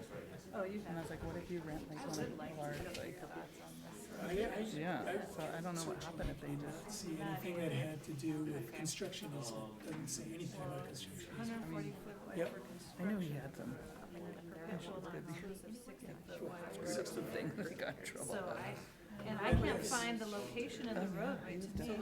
Really did, but he was like, That's what I he was handy, he could fix. So I would just And then like he also some told me that his dad. clarification that I'm reading it right, because I didn't see like Arizona, that he was willing the to location of the roadway. buy a large property so that he could have like a RV park, so I wondered that, I don't know. Cedar, it's definitely So I don't know. Yeah. is a cedar. Yep, Cedar Company is that, but that's them. Suggesting that Yeah, dang it. I don't know what, I don't either. just is that 140 feet there? Did you get a ribbon? Yeah, she got a ribbon, a little turkey. About this close. If you read the language for there, checked it, it's almost right there. So it's 140 feet there, and then 60 feet. yeah. But I do agree, I mean, you'd have to No? I mean, I think, I just want to make sure we all agree with this. no, I it's, don't, actually, I yeah, didn't he see was off the the mark. roadway was spelled out, just somewhere within there. Oh, you should have came on over. We had and called. And call. We got done, then we went to. I was like, oh, I don't know. There's two different easements. Yeah, here we go. Yeah, because that's this one. Yeah, so that's the one, yep, so that's this road right here. That's that easement. Yep, so we have both of them. Well, we should just ask the guy who wrote the easement. That's what I was mad about, like, Full of stuff. I go, if but when I went back to the resolution, like, where's the road? You have to get approval, Not yet. whatever days after you were there. And then it, at some point. I saw the car down there. Self-explanatory. you did not run that one by me. No, I- well, According to this We're here when we hired. The town's gonna pay for We it. decided we did not want any more contracts. Too many, like, you got this. I don't you know. got to do it this way. I was like, we want it black I and was white. trying to look, I can't listen and read. They have to do the engineering. Like, I don't hear half of what's going on. Like, Yeah. well, I mean, once again, it's personality. It's like, that's Where did that use what we're dealing I have to with. go down there and see Yeah. it. So, I if we know, have to I go didn't back get and out on Well, my I don't have watch a packet. we can do that. Like, I can go get, there's another surface up in my, I can't eat you know, everyone's like, well, there's another surface up there. In the bottom drawer. Oh, what time is of that? the- Like the new 12:45. cabinet I moved next to my drawer. I'm gonna try to. It may not I'm like, well, that's not. People are messing up my schedule with these stupid they're calls like, they want I me to go, do. Technically, So, zoning is. I know, as I tight can. as I just like to come and I mean, I can see if I can just zoom in. But I was like, as far as any legality, like, you're barking up a dead end, you know? No, So, see, I thought I that's had what him, happens and there's like, I thought I had him talk But about it's the list, good. but Matt's it's good. You may say It's that. good. It's, I don't wanna be doing these myself. Yeah. I think you just had to come in here. I drink That's where he was I going drank that on one time. Yeah. And when is David Black gonna get over marijuana? Like, we let that go a long time ago. You don't think? Not even that much tax. No, with New Mexico? No, they're going out of business in Durango because they have too many. Yeah, because Get a new system. you can now go to Aztec and get it. And then, yeah. You should say, I know, I hear that all the time. No, we only took The people in the back, they can't hear anything. No, it did not lose That by would that be a much. It was like trick. $8. Yeah. Yeah, yeah. And to be I wonder quite what he honest, does. we did not Probably have to speaker. take it. We could have voted it through. No, I don't know. The board was in favor. We almost Yeah, but I don't launched know what that else and he did it does. ourselves. But we said, you know what? They're responsible because we all want our tires intact when we leave here. We should put it to Yeah. the voters. But yeah. Oh, are they voting tomorrow for Oh, yeah. members? Because didn't somebody tell me to put my name on the list? Had a conversation with somebody. Yeah, somebody told me to put my name on the list, and I said, okay. I want all this stuff, but it's just like, it's the opposite mentality when it comes to. Why did I do that? Ever owned a business? Like, I mean, you have to. And my feeling is, how many people drive to Durango to go shopping? Everybody. You wouldn't have even noticed it. You're already used to paying that kind of sales tax. You wouldn't have even noticed it. I mean, it's a hiccup. Like, it wouldn't. We're just gonna need that time set today. It would Nicole, I'm in. I'm in. a committee about talk. Let me tell you. That's, I think, Yeah, Brian Blanchard was on it, man. He was trying. He was, yeah. We had a little IT issue here.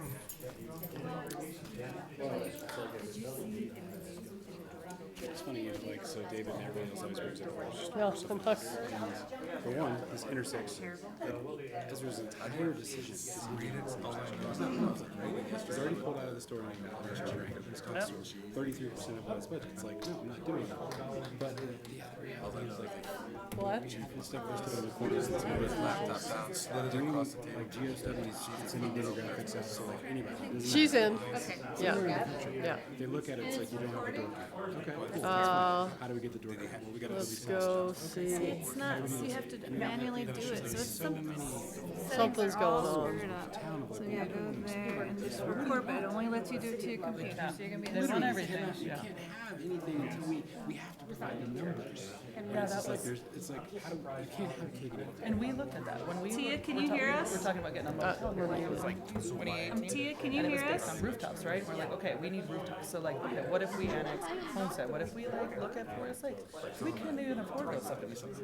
Tia? Can you hear us? More plow trucks, more infrastructure, more police force, more, it's like, and the property taxes that we would get from it wouldn't even touch. So we were like, okay, we gotta wait till we just grow right here. Why don't you do No. same as system? So, And then click on split hero. I don't know, it's, Go back, or go back to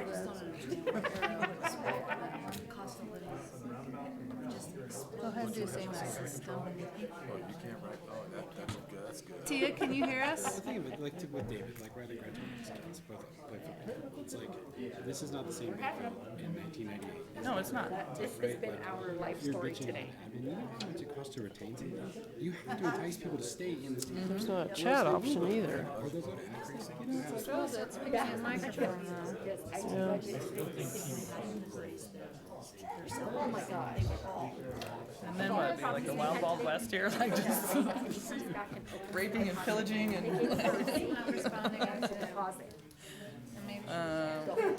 What's going on? Are we ready to get, are we still? We got Tom. I don't know what happened to Tom. Hey, let's get back together here. We're up and running, I think, on the computer. He passed very well. We're on Katie's? Hey, Okay. you're on mine.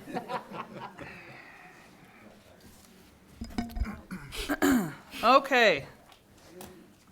We are moving on to approval of the minutes. Did everybody get a chance to review the minutes from October 17th? Madam Mayor, I'd like to make a motion to approve the minutes dated October 17, 2023. Second. All right, roll call. Trustee Hartz, Yes. Trustee Moreland. Yes. Trustee Wolf, Yes. Trustee Ah, Yay. and Mayor Tarkington. Yes. All right, moving on to our department reports. Katie, Town Manager Report. Yeah, so I did give you a copy. Bob Winterstrom provided a thank you, and then the Purple O-City also provided a thank you to the town for the $100 we gave to them as well. And then Barbara McLaughlin also sent a thank you. We did the hosted Jeff Bridges and Barbara McLaughlin and Cleve Simpson regarding the Cinnamon Heights. So anyway, I think, you know, this has been kind of a hard summer. Just the transition from taking some of the Parks and Rec Director duties and kind of splitting that up, providing some new departments, the HR department, looking at Mark Robinson as the Parks and Trails Director. And I think we've kind of got some calm in Town Hall. It has taken a while. And, you know, I appreciate the patience of all the employees that kind of had to deal with this kind of shakeup really quickly. But everything, I think, is much calmer than it was a couple months ago. Card security, I've assembled an executive group to discuss the implementation and management of the card security program. And we'll probably get that implemented as soon as we kind of have some forms.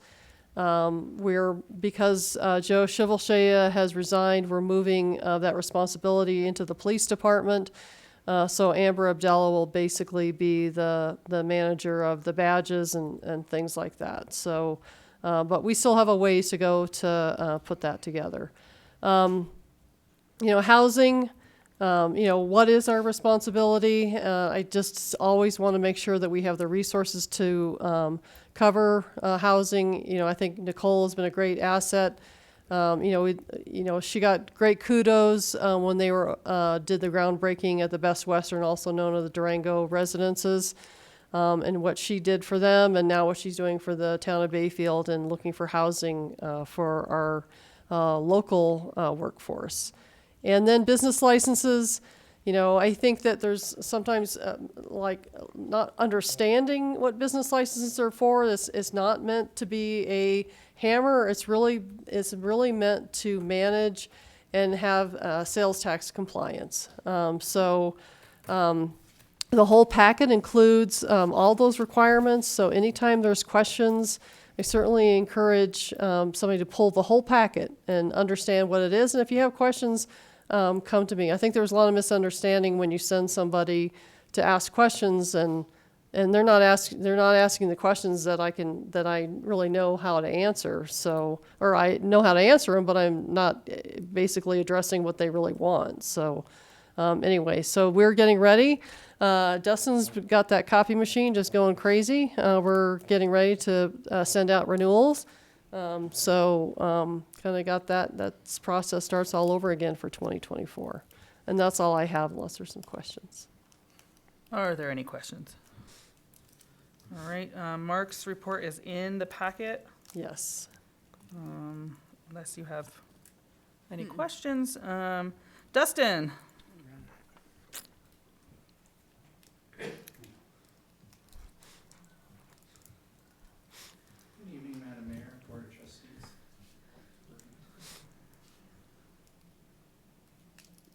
You guys can hear me? Yeah. All right, 5th and 6th grade basketball is going. We are 3 out of 5 games in the books on that. Middle school floor, gym floor is pretty rough. DJ's been doing the best he can with the cleaning machine, trying to get that thing cleaned up. It does get a lot of residual dirt and stuff from Pioneer Shares and other entities that do use the gym, so we're doing our best there to keep it safe. Soccer has finished up. We still have quite a few pictures left at Town Hall. We did do a MailChimp blast on that and took some to basketball, given out to the people we did see there. So if you guys know of anybody that played, so they can get their pictures. Be Frank event went very well. We had great feedback from Mike Usinowitz on that. He really wanted to shout out to Jeremy and Corey and their crew, getting the barriers done. I did stop in there that afternoon after basketball. Everything was up and going. It looked really fun. I was jealous of the bounce houses they had for the kids, so I might be stealing some of those later on down the road. That was a busy Saturday. The Pioneer River Shirts banquet was that night, as well as basketball and the Be Frank events. That was a block there. It was really busy going. Homecoming parade, win some, lose some. I felt, haven't really participated on this end of it, but from feedback I got, it was mostly more well organized this year. We do have some issues with how we disperse at the end on Center Drive. We need to let the businesses know a little bit better that we're coming and everybody's coming, and we really need to get with Lewis Merck and use their parking lot for the big trailers. Big trailers can't make that turn off of Center Drive onto South, but it worked great for the pedestrians. We did get a little bit negative feedback on the route, but it was one of the routes that the school district brought to us and that everybody felt was the most safe route. Negative feedback was on the incline and quite a walk, but it seemed like the turnout was really well. There was a lot of people on Mountain View. Jeremy and I were on Mountain View, and quite a few people there, and we were standing in the roundabout. As I mentioned earlier, the reversible shirts are coming soon. Hoping to get that on the agenda next meeting. And on the clerk side, Kristen's really helping out. She's got all of the agendas and meetings digitized that we can find. So that's a huge accomplishment, a piece that I had started when I started the archiving, and she finished that up. There's a big gap in there, but that gap is on microfilm, and we don't have a microfilm to digital machine. The county has one. Those machines run about $2,000 to $3,000 to get that done. But at least we have it, at least it's safe. Microfilm is one of the things the state archives likes us to put things on anyway, because it's safe, it's not gonna go outdated, I say, because it kinda already is, but it's safe. We know where it is. That's good. And as Katie hit on, actually, the renewals will go out in the mail tomorrow. Any questions for me? No questions. Put a recommendation on the parade. Have somebody go and clean up afterwards because there was trash all along 501. Candy trash. It was streamers and stuff like that. It was just, yeah, it was pretty bad. Yeah, and they had those streamers and they got on 501 hit 45 miles an hour. It was flying off. That's one thing that I really want to work with them is they always promise us these volunteers. And then I count maybe on one hand how many Right. I count from the school district. Handle the intersections, to handle things like that. But on our end of it, these guys did great. I think the Yeah. road blockade worked really well with the flashy trucks. They even parked DJ in one out there. So Well, this was the first year I thought the trash was super bad. So, Well, it's never gone that way either. sure. So that's good feedback. I can put that in for next year. Thank you. Amber, HR.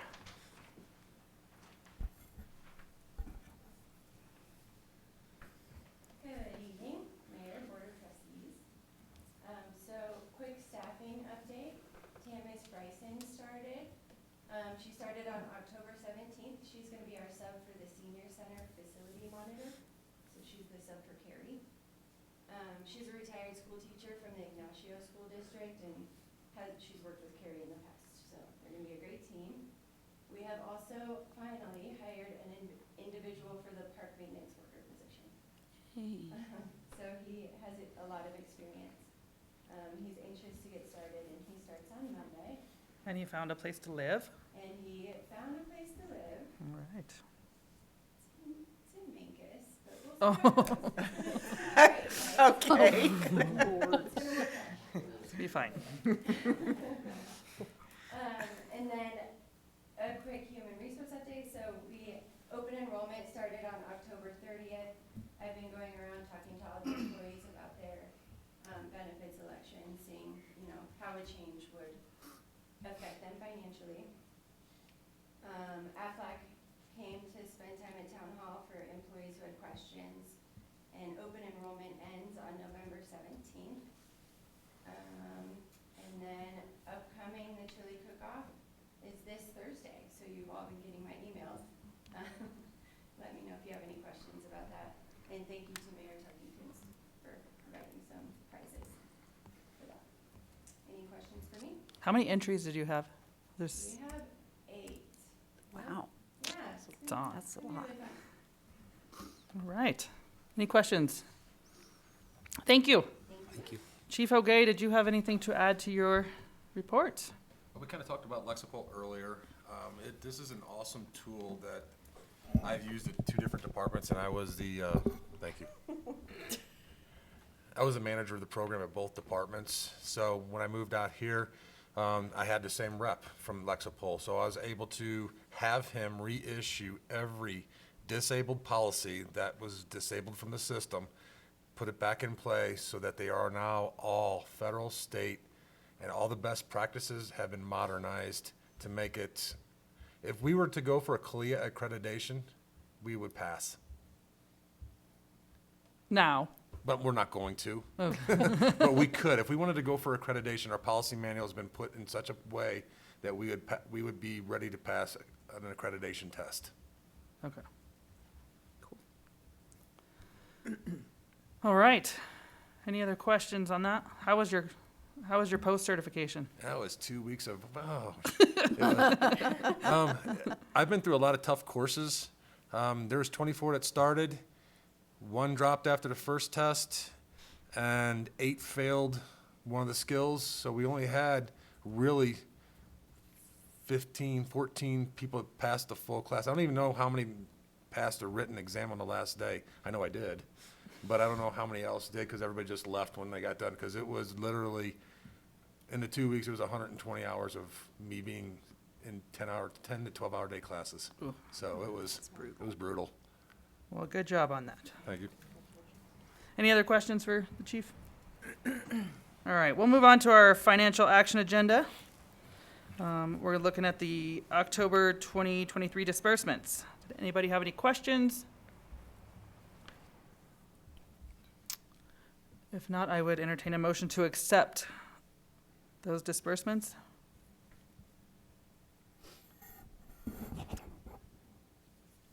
Someone, anyone? Madam Mayor, I'd like to make a motion to accept the October 2023 disbursements. Second? All right, we have a motion and a second. Roll call. Trustee Hartz, Yes. Trustee Moreland, Yes. Trustee Wolf, Yes. Trustee Ah, Yay. and Mayor Tarkington. Yes. All right, review of the 2023 budget supplement number 3. Number 3, budget supplement for 2023 is kind of got the history of this fund from when it first started to when we will finalize it and finish it this year. The supplement is basically just an expenditure somewhat to remove that money to the capital improvement fund. That's what it was intended for, so that's where we'll be moving it. And there is a public hearing on that. That's a requirement of the budget process. Does the board have any questions on that? Okay, we will revisit that on the 21st. We'll move on to our action agenda items. Do we have any public input pertaining to items 6, A, B, or C on the agenda? Yes. Please step forward, state your name and address for the record. My name is Robert Gallegos. I live at 1727 North Taylor Circle. I'm referencing 6, B, the acceptance for the sewer line easements there through North Taylor Circle. The reason I'm speaking is because that is my property. It goes right through mine and my neighbor 1729 Darrell Rogers. I spoke with Paul and Nicole. They've been really helpful giving me information about what's going on. Just things I want you guys to be aware of. If you've been out there, you know that there's a pretty good sized grade there. And I want to make sure that, that if we go ahead with this, that somebody's responsible for taking care of that grade so it doesn't just flood out my place. Thank you, Nicole. Can I go there? Yes. Yeah, of course. Yes, please. Okay. So,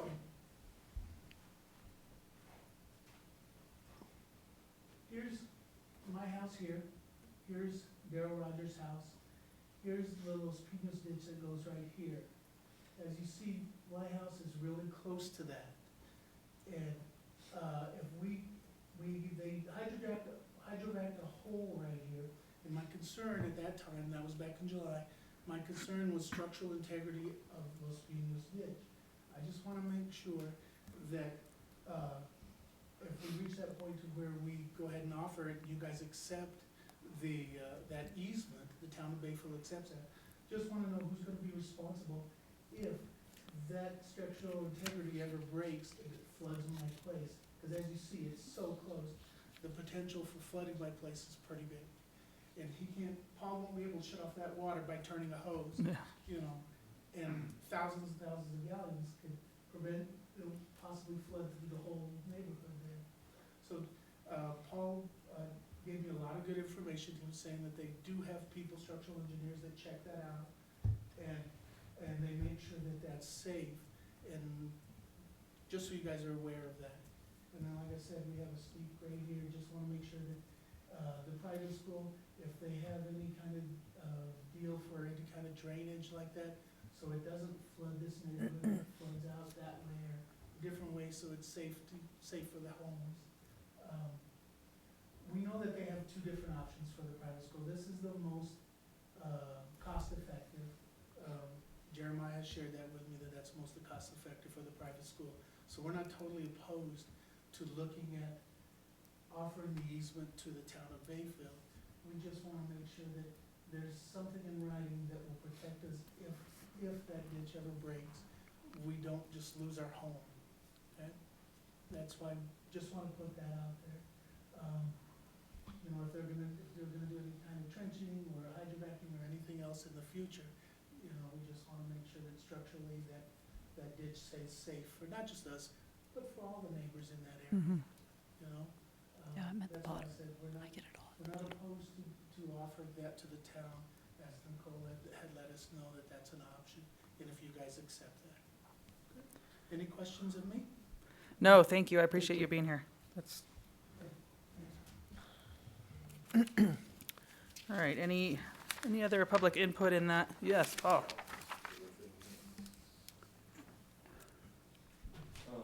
Paul Black, 311 County Road 501, here with the Los Pinos group. We did, the Hope Church, they reached out to us about that and asked if they could go ahead and, I guess you call it prospect for that line, because they couldn't find any plans of it, didn't know how it got there, they just kind of heard rumors that it was put in when the development was in there. They asked us if we could go ahead and look through our records to see if we have any engineered plans for it. We have not found any of that stuff, so we don't know an engineered plan of that sewer line putting in, no kind of agreement that they'd asked to put it in there. So that kind of only knowing the history of this project up there, Dove Ranch, if you guys are gonna dedicate an easement, I think you really wanna make sure that was put into proper specs before you accept it. It would be a big bummer to purchase an easement and get that all put in there and realize that it's not an actual really good working deal. It was just kinda dug in there and thrown in there. As far as if you guys are gonna go forward with that, I think we should probably clean that whole thing up with an agreement with the ditch company, and make sure that we get everything kinda in place, showing that right of way goes across the ditch. Definitely make sure that we've got integrity there, that we're not gonna lose any kinda water or leaks that follow that line going down. Hopefully it comes out to be easy, that it was done proper, and we can just get an easement in there and everything looks good. So, that's all I have. All right. Thank you. Thank you. All right, we'll go ahead and move on to, oh, we got somebody another else.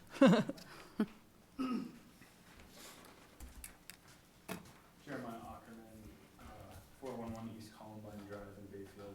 I just figured since we're on that topic, I'd add a little color to that situation there.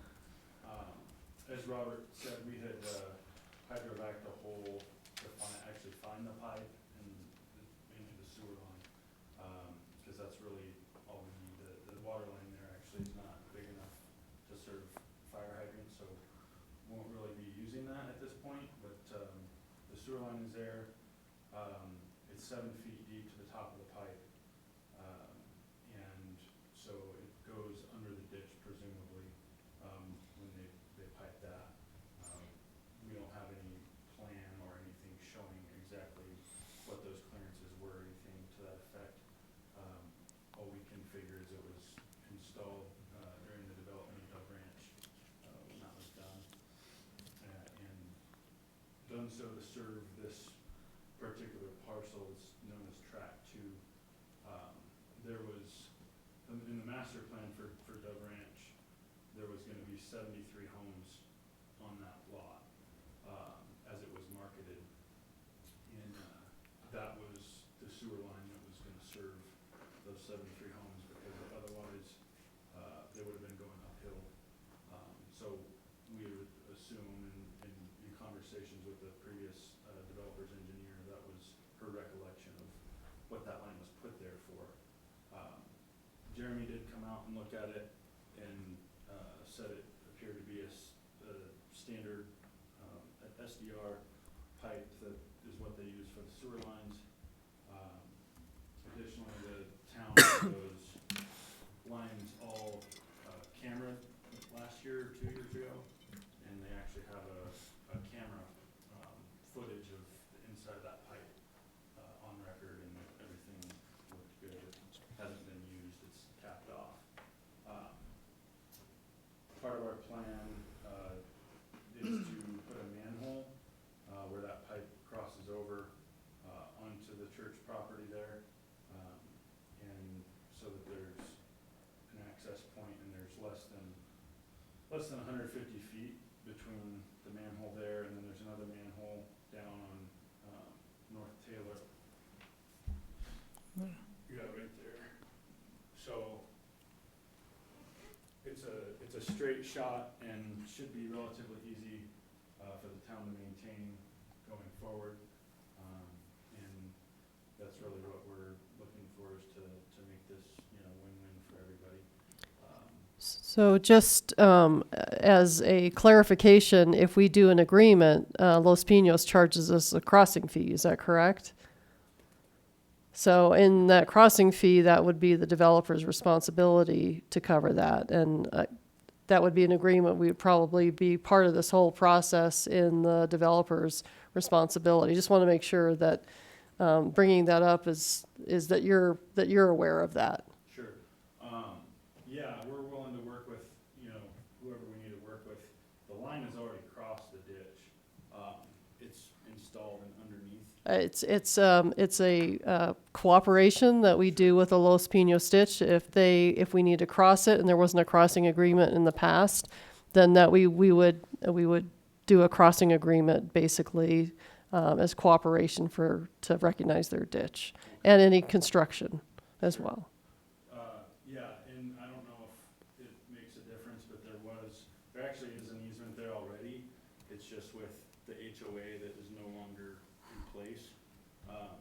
So I'd imagine back at that time, there would have had to been an agreement with the HOA and perhaps the ditch company to allow that to be installed. I don't know, but. Well, we can certainly take a look, and I'm sure Paul Black will also take a look to see if there's one. But if there's not, we will require that as part of this development. Absolutely. Any other questions? No, we'll revisit this in a minute here on the agenda. Okay. All right, since we have Shaq Powers in the room, we're going to move on to our direction regarding carrier neutral location. So I also have Doug Seacat from Deeply Digital Clear Networks that's also on Zoom as well. Okay. Katie, do you want to kick this one off before? Yes.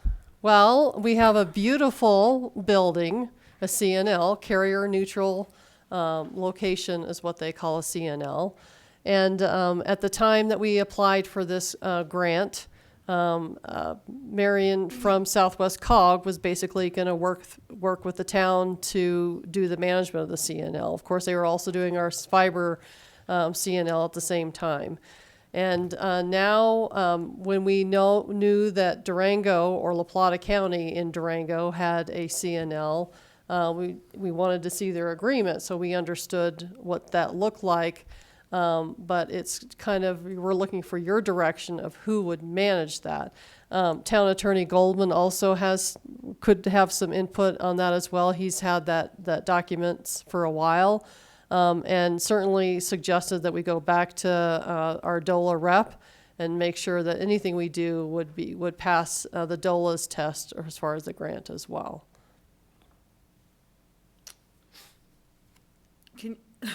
You're good at this, because this is out of our pay grade, a lot of us, but. Well, actually, I thought we were gonna talk about mitigating deer. So I don't know what that was. I sit in a lot of meetings with Shaq, let me just tell you this.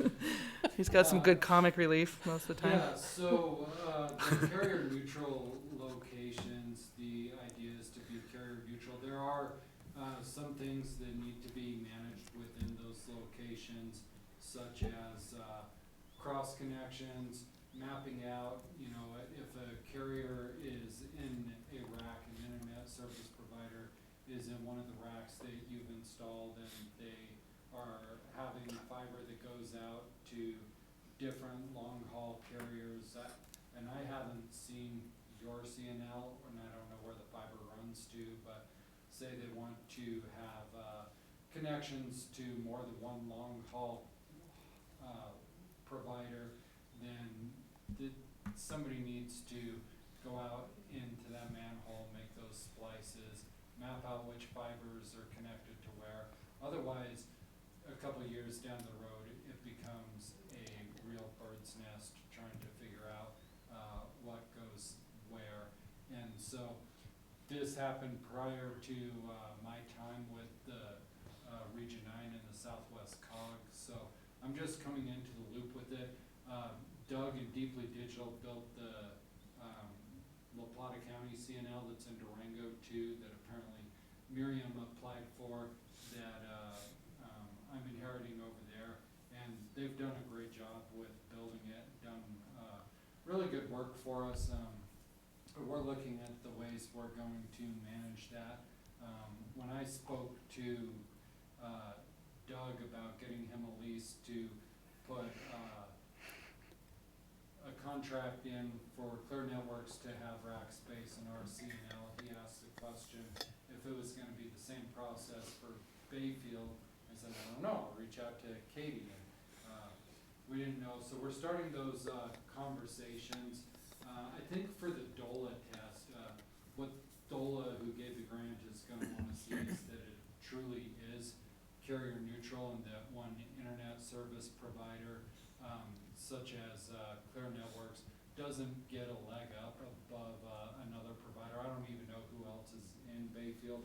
But that being said, I think that could all be worked out in contract language if you chose to have Clear Networks, Deeply Digital do the management for it.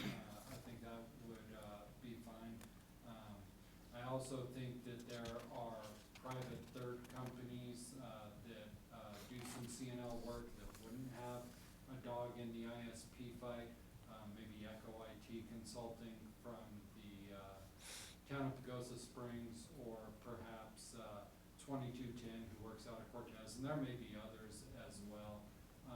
So I just wanted to bring it to the board, start getting some feedback, maybe wanting to know how we could partner together, work together, what your ideas were. And I'm glad that Doug's on the call too, because I'm sure being an expert in the field, he can provide some feedback. But basically it comes down to who's going to be making connections, who's going to be mapping those and keeping track of that, and making sure that the internet service providers that want to co-locate in the data center are going to have equal opportunity and have an equal understanding of the procedures. And you are either all so enlightened you don't need to ask anything, or so confused you don't know what to ask. I mean, Kind of somewhere in between the two. yeah. I'm enlightened but I mean, confused. we just talked about our, all of our department heads are overworked and underpaid here, but Right. I worry about the workload that this puts on any of our staff. I mean, I that's do my too. number one concern. How detailed is this? So, I mean, I don't know how detailed it would be. I don't even know how many internet service providers are in Bayfield. If it's 3 or 4 and they're making a couple of connections, it maybe it's not gonna be a ton of work. But like, and Doug, can you hear what I'm saying? He's over Oh, on he's her gonna be on computer. Katie's. We can't see him. Yeah, I can hear you. Oh, okay, great. Is all of the fiber connected to one main line in a handhole and then coming into the CNL, or do splices need to be made outside of the CNL as well? So there's a community handhole, 2 of them on the outside, and the idea would be for ISPs to build to the community handhole and pull inside. So it's a little different than Durango. They would hit that community handhole and then bring their fiber all the way into the building. So when those ISPs terminated hit that handhole, inside. they would need to make splices, and I don't know what the town of Bayfield's IT capacity is. I don't know if they have the staff and or the equipment to make splices. Nope. No. That's a negative. So, in that case, you'd either want to contract with a third party like DB Tech, or to have somebody like Deeply Digital that has the equipment and can do it and can map it out properly. Good. Do you want me to say a couple things, Jack? Yeah, please jump in. So there's a few things. I would say that there's probably very little splicing that the town would need to do. Really, the things that happen frequently are like needing access to the doors. So anytime, an ISP gets a new employee, they're asking, can this employee get ISP, access to the door?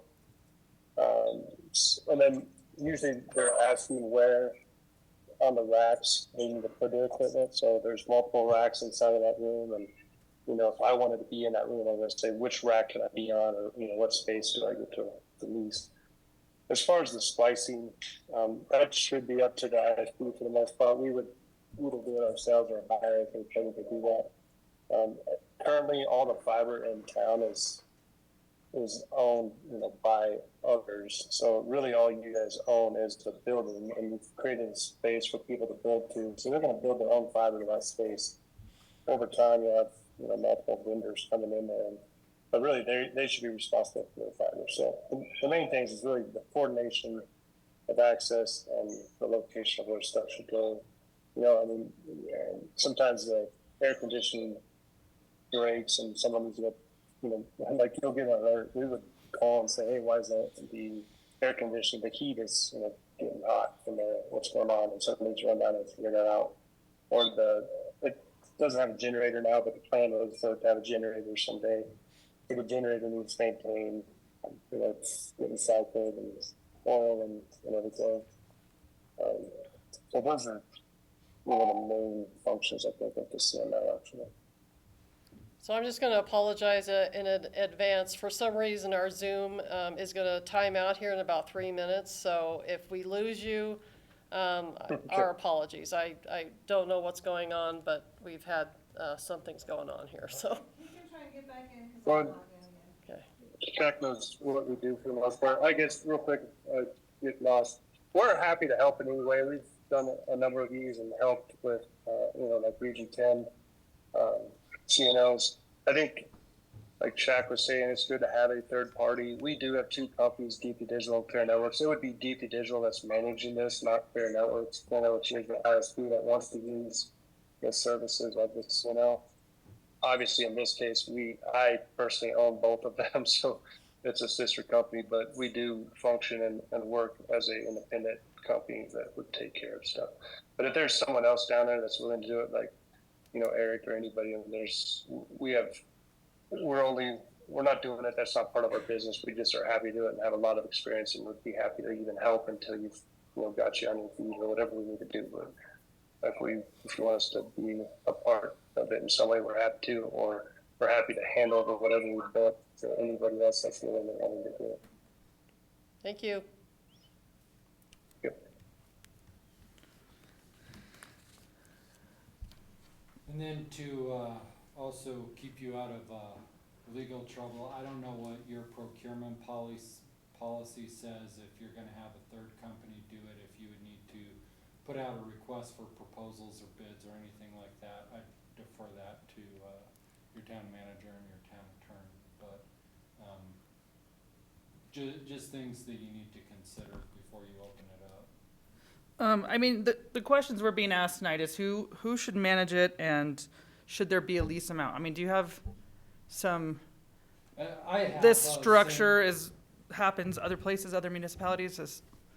Yes, and we're currently, we being Region 9, are working with our broadband team leads to try and put together some standard operating procedures for all of these CNLs that are going in across the region. I did email to Katie the contracts that we have with both with La Plata County and with the one provider who's going in there at this point, so she has access to that. What's unique to a carrier-neutral location compared to a data center is a carrier-neutral location. What we're doing is we're putting the ISPs into the racks. ISP is Internet Service Provider. I don't know if I cleared that acronym up or not. And they will have their racks, and they'll be able to tie into their own fiber, to other people's fiber in the vault. And they just get charged for the rack space. And if they cross-connect to each other, we want to map it out but not charge. For-profit data center that's not built with public dollars, in addition to charging the $500, $600, $700 a month for rack space, would also charge for each cross-connect in the data center. And so, for example, if I'll just use Clear Networks, for example, if they're the ISP and they come in and they want to make they have their own fiber going out and they're locating in the rack and they're being charged $500 for that rack per month, but then they also want it to cross-connect to CenturyLink or to Netflix or to some other long-haul fiber provider. Traditional data center would charge like $200 per month for that cross connection, which is really kind of a farce that's then passed on to the consumer, because once you plug into the switch port here and plug into the other server there, that's the end of the work, and data centers are charging $200 a month for those connections. And so part of the idea of making the carrier neutral locations is to truly make them neutral and to waive all those cross connection fees that just end up getting passed on to your residents and costing money. And so, I guess, is that the answer is we could waive that lease agreement to keep it affordable for, I mean, No, generally what you have is you have a lease agreement, but there's $1 a year or some Oh, nominal okay. amount that is charged. gotcha. There's still a full-on An lease agreement. that's generally used to manage the facility. And from what I'm hearing, it sounds like that's exactly what is happening when you have the CNL facility. You have premises, and it would be the premises that the town of Bayfield, if it chose to manage it would be managing just the premises, that the technical folks would be handling their own technology and so forth, and deal with a lot of the things that splicing and so forth. The question I really had, and it was somewhat answered earlier, is really because we were the grantee, and there are additional future obligations or obligations that perhaps have not been completed, does DOLA require that we maintain and manage the premises? And that has yet to be answered. Okay. So I think most of the DOLA grants, I haven't looked at yours individually, will require that you own it for at least 10 years. I don't think there's any stipulations about management. But the $1 lease, that's what Region 9 is paying to La Plata County. You do have to charge your internet service providers for the rack space because they're consuming power and heating, ventilation, air conditioning, that kind of thing. So you have to cover your costs on that. What we're trying to get away from is all the monthly recurring cross-connect fees. Hey, Shaq. Yes, sir. I'm back, and I guess I was gonna point out one thing with the DOLA grant. It came with some IRUs to the anchor institutions. So I don't know if, as you're speaking DOLA, if we're talking just about managing the building, that's one thing, but you actually have, I think with the DOLA grant, you have to provide open access to those anchors still. So the town does have some fiber that's throughout town that's on our fibers and IRU. We would maintain it. Part of that IRU is that we have to fix it, but the DOLA grant requires that fiber stays open access for anybody to utilize. So that is out throughout the town. And so, if you're not familiar with the vernacular, the anchor institutions are your public entities, so the town, the county, the libraries, the schools. And I haven't seen your contract, so I don't know what those provisions are. Okay, and so if we, I'm trying to just understand the workload of this Right. managing. It sounds to me that occasionally, maybe Jeremy would have to go in and check out an air conditioner or something that's down. We're not splicing, we're not digging holes, we're not, if we manage it. That's what I'm trying to understand. Right, Right, but, I'm kind of getting the same thing, like we're just taking care of the building and the equipment to The facility management. Yes, and Yeah. you have to know what's located where in the facility and where those cross connections are being made so that it doesn't end up being a bird's nest. I know. Yeah, nobody, Region 10 is spending a significant amount of money right now trying to figure out where some of their predecessors at these different locations that they have, where things are live and where things are dark and what towns are connected to where, so. as staff, we can't even tell you what the bird's nest is in our own server room here at Town Hall, so. Right, That's the CNL, a good example. yeah. So you don't, from the beginning, label everything and work from there. Well, you should.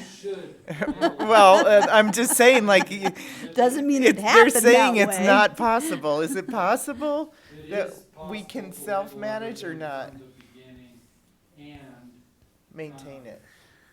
it needs to also be in spreadsheets and, if you have, I think Deeply Digital has a software that they use so that they can see, something going into this switch goes out to these pairs of fibers that's then running down to Durango and then hitting the tri-state line and going up to Grand Junction, then out to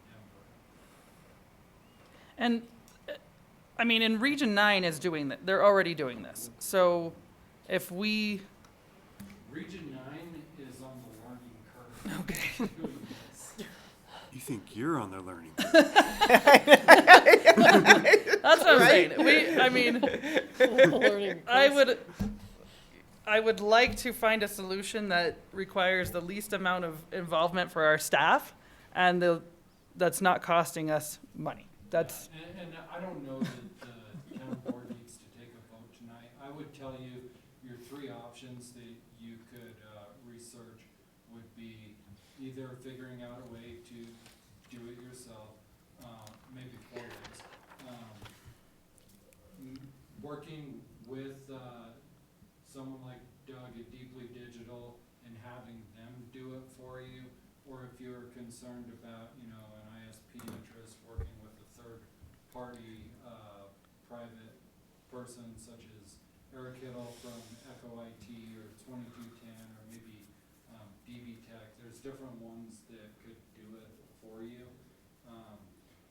If you were going to ask it of Region 9, we'd have to sit down with Laura and see what she's okay committing to and those resources. And I definitely didn't come with any kind of prepared cost analysis or anything like that. yeah, I mean. But I think those are your options. And I also think we have a little bit of a time crunch factor here. I mean, I think, doesn't Clear Networks, Deeply Digital want to They get sent going? me their rack setup, and I'm like, well, this is great, but I can't tell you what I'm going to do with it. Well, I understand the packet now better. Yeah. There you go, Tom's gonna do it.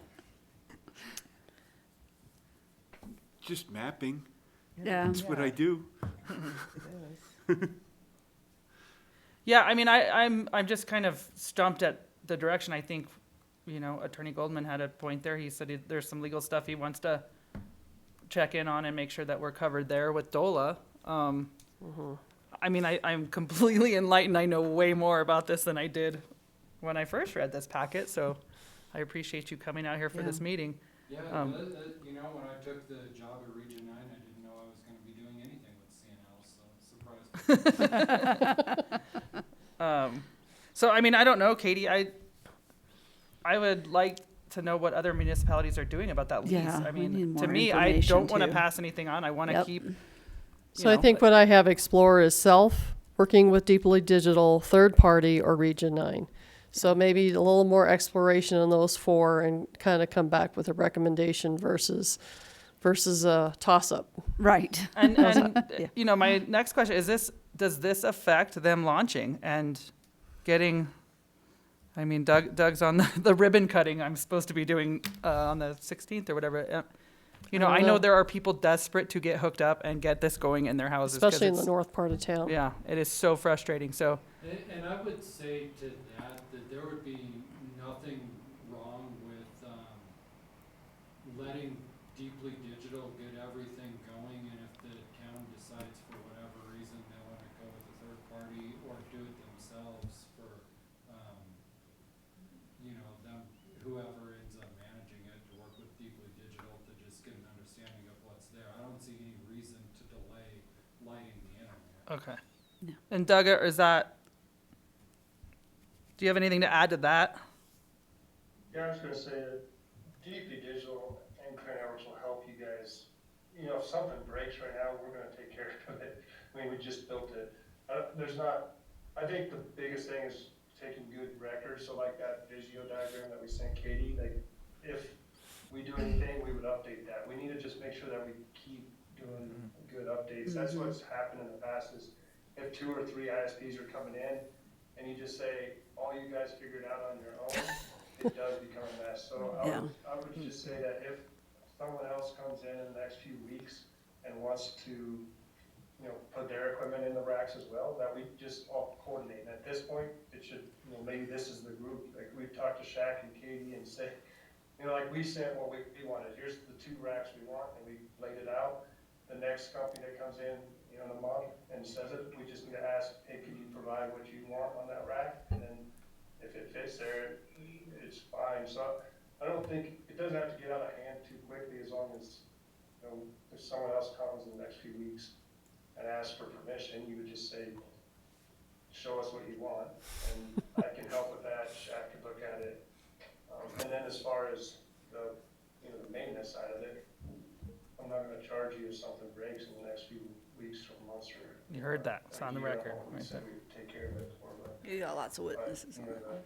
the air conditioner, we'll go over there and take care of it, so anyway, I would say we have a little bit of time. I agree with Shaq, I would love to not slow this up because of this. I mean, this is, I think you have some time to figure it out, and we'll help you until you get it figured out. Well, thank you for that. Thank you. I mean, is the board Yeah. comfortable with that? I'm comfortable with it. And then we have a list of concerns and we'll Yep. circle back on that. Awesome. Is that all the Do direction? you have we any other needed? questions for Shaq while he's here? If you want to go to the deer mitigation meeting, that'll be in 2 weeks. Are they gonna open the dispensaries for the deer at that time? They're already eating it out in the fields now. It's growing in everyone's yard. Dispense them out of the CNL. They hit it before the fall harvest. They're stoked for winter. Oh, my gosh. That's why there's so many dead ones along the road. Thank you, Shaq. Thank you, Doug. I think we have some direction for staff. New meaning to deer in headlights. And real quick, I want to add one thing, I guess.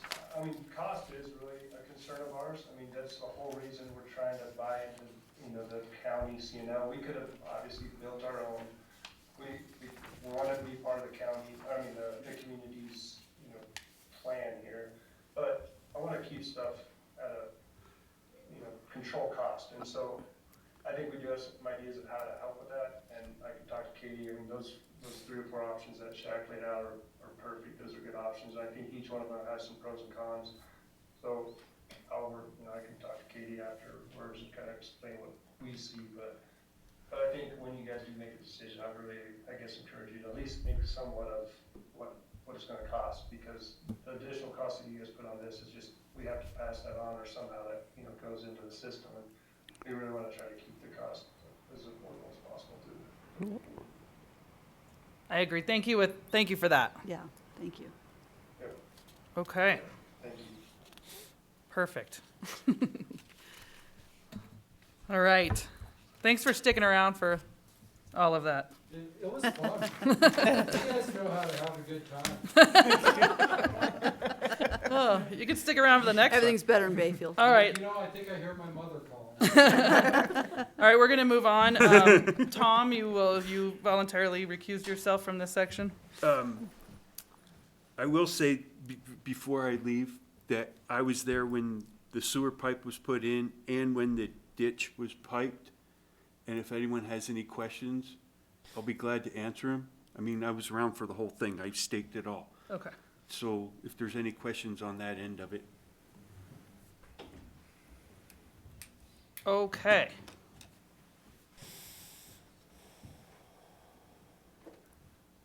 Yeah, we got to get a comfy lounge chair out there for Tom.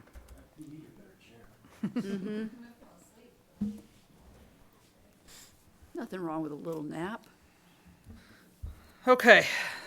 Katie, is this your, Nicole, you want to kick this off? This is you? I can start a little bit. Just, I wanted to make sure that this was on your agenda, to make sure that, that you will accept this easement. It is at the developer's cost. But the last thing we wanted is to go through this whole process for paying for engineers and obviously a crossing agreement and everything else, and then have it come back to you and say, well, I don't think we really want that. So this would be your final decision to accept it. And then everything else after that would be up to the developer to pay. And of course, before the site was developed, we'd make sure all of that was paid for, just like your finance director explained to you. My concerns is that we might be a little premature in that we don't have any document before us. We don't have any easement language. We have no Yeah. contract. It's unclear to me who specifically the grantors are, whether it's both landowners, one landowner, and so forth. So I'm not sure you have enough before you to really make a final decision right now. You can make a decision in principle that you might accept an easement, Yep. but I would caution you from making a final decision. Well, somebody said something that it was the easiest and least expensive option. Oh, Does yeah. that mean it's the best option? Was there So the only something other option else? is to go basically down 501, and I forget what the estimate costs were to do sewer. I don't know if they did, if we ever saw that, but yeah, just a little, kind of a little background. The school, originally, we had said, so sewer is here in Dove Ranch and 501. And so the option was, and the church originally wanted sewer, and the school was originally gonna be located up in this Right. more northern piece, and so they were looking at bringing the sewer up through the driveway and up this location. As they started looking at topography, the school's moving further south onto the property, to make that work, and so they want to make this connection, and what the cities, or the town's always said to the school is, we're not gonna require that, even though they found there's a main there. The documents for Dove Ranch do not show that, seems like it was put in, it didn't go through the proper channels because the easements weren't granted to the town, but it is a main, it's not a service line. So it is something the town would normally maintain. Service lines are private, it's a large 8-inch main. And so, but the easements were not in place, nothing was put in place there. And even when Jeremy went out on the site, the manhole is sitting there, like it was supposed to someday be installed, and never was installed, so it's just kind of laying there by where the pipe is capped. And so, clearly it's a main and they were doing it for development there, but they probably just put it in last minute and didn't really talk to the town. So my guess is we don't have any engineering plans on it. There might be some staking and maybe a ditch agreement, we don't know, we'll have to dig into that. But I can't find anything, nor again were the easements given to the town. And so, what the town's told the school and the property owners is, we're not gonna require this. We're not gonna tell the property owners, you have to give us an easement. And so at first it was the school and the property owners working back and forth, and then the property owner's attorney had come to us and said, well, so we went to them actually and said, hey, it's a main. All right, would you be more comfortable if the town took ownership of the main versus you trying to work out an easement with the school? We maintain that main up to that manhole that would be located on the school's property, and then the school would tie into that manhole with their service lines. And, the property owner and attorney said, yeah, we would feel more comfortable if the town took this over. And so that's where we're at today. The main's existing, so the staff is willing to look at it, bring it to you, say, is it something that we want to take over? And if so, then we'll spend all the money with our engineers, because we're gonna have our engineers do the easement, they're gonna do the survey work. I'm sure we're gonna have them take a look at the camera, and if we need to camera it again to make sure it's up high, it's in a situation that we would accept, the pipe. And so there's a lot of things we want our engineers to do, but it's not on our bill, it would be on the applicant's bill. And we've already asked them, and they have responded in writing that they are willing to pay for our engineers to do that work. So maybe going back to what Councilor Goldman is saying is, we at least get the initial, we want us to have our engineers do this work and start this process. I think the school's gonna want some level of sureties that they're spending this money and, the easements are gonna happen. So I don't know how all that's gonna work, but we don't wanna spend all the money just for the board to say, no, we're not gonna accept this. And Jeremy may wanna weigh in on his comfort level with accepting something like this. Well, by using this connection, you would be able to maintain gravity flow for the sewer pipe, which is always beneficial for the collection system. By rerouting the sewer to a different portion, they would end up either having to operate a private lift station. If this doesn't plan on developing with houses, you wouldn't have a public lift station, so they would actually have to be pumping sewage up. So the connection makes sense as far as for operation of the town utility. And again, it's a main, so we would be taking on mains throughout the community. It's not unique. The only uniqueness part of this is we didn't know it was there. And it was not given to us when it was put in. It's it's another 200 feet of pipe that we would maintain with our jet routing schedule. And it's in good condition, so, like what you said, it hasn't been used, good condition. Our initial investigation is, but, you know, we may want to confirm that Uh-huh. since our engineers will be out there. Mm-hmm. Nicole, there's nothing coming off of Dove Ranch Road, like off of that little tangent that goes to the south side, that road right there? Yep. It's uphill again. Oh, So okay. that's where Jeremy says they would need to have a lift station to Okay. come uphill. Topography in here. And all of the construction is happening in that field. It's not, we're not tearing up any No, Any it's access. there, so the plan Mhm. would not be to have to put any more pipe. The plan would be to put in the manhole. and then have where them the come to pipe that. Comes up, and then the school would tie into that with their service. Gotcha. So less, So no initial digging is needed because the pipe's already in place for the main. Now, they'll still have to, the school will still have to do, their own, yeah. their own connections connections. to that. And Yeah, it's- they'll be- But that's on their property and, And as far as the integrity to the ditch and any discussion with the ditch, that's gonna be engineered. That will be discovered during the engineering process. So again, the existing pipe is what it is. We'll work with the ditch if we need an agreement in place for that. The but we're not school touching the is ditch. engineering their project, and so any trenching and anything that they're doing on their site, it has to be engineered. so the in their school, connection. the school's the one that's good, you're gonna know whether or not, Jeremy, but we shouldn't have to do much because the main's already there. It's gonna have to be installed to current town standards. I mean, The main or the service? in all actuality, you're not gonna be able to put a manhole in the location that the pipe's terminated at this time.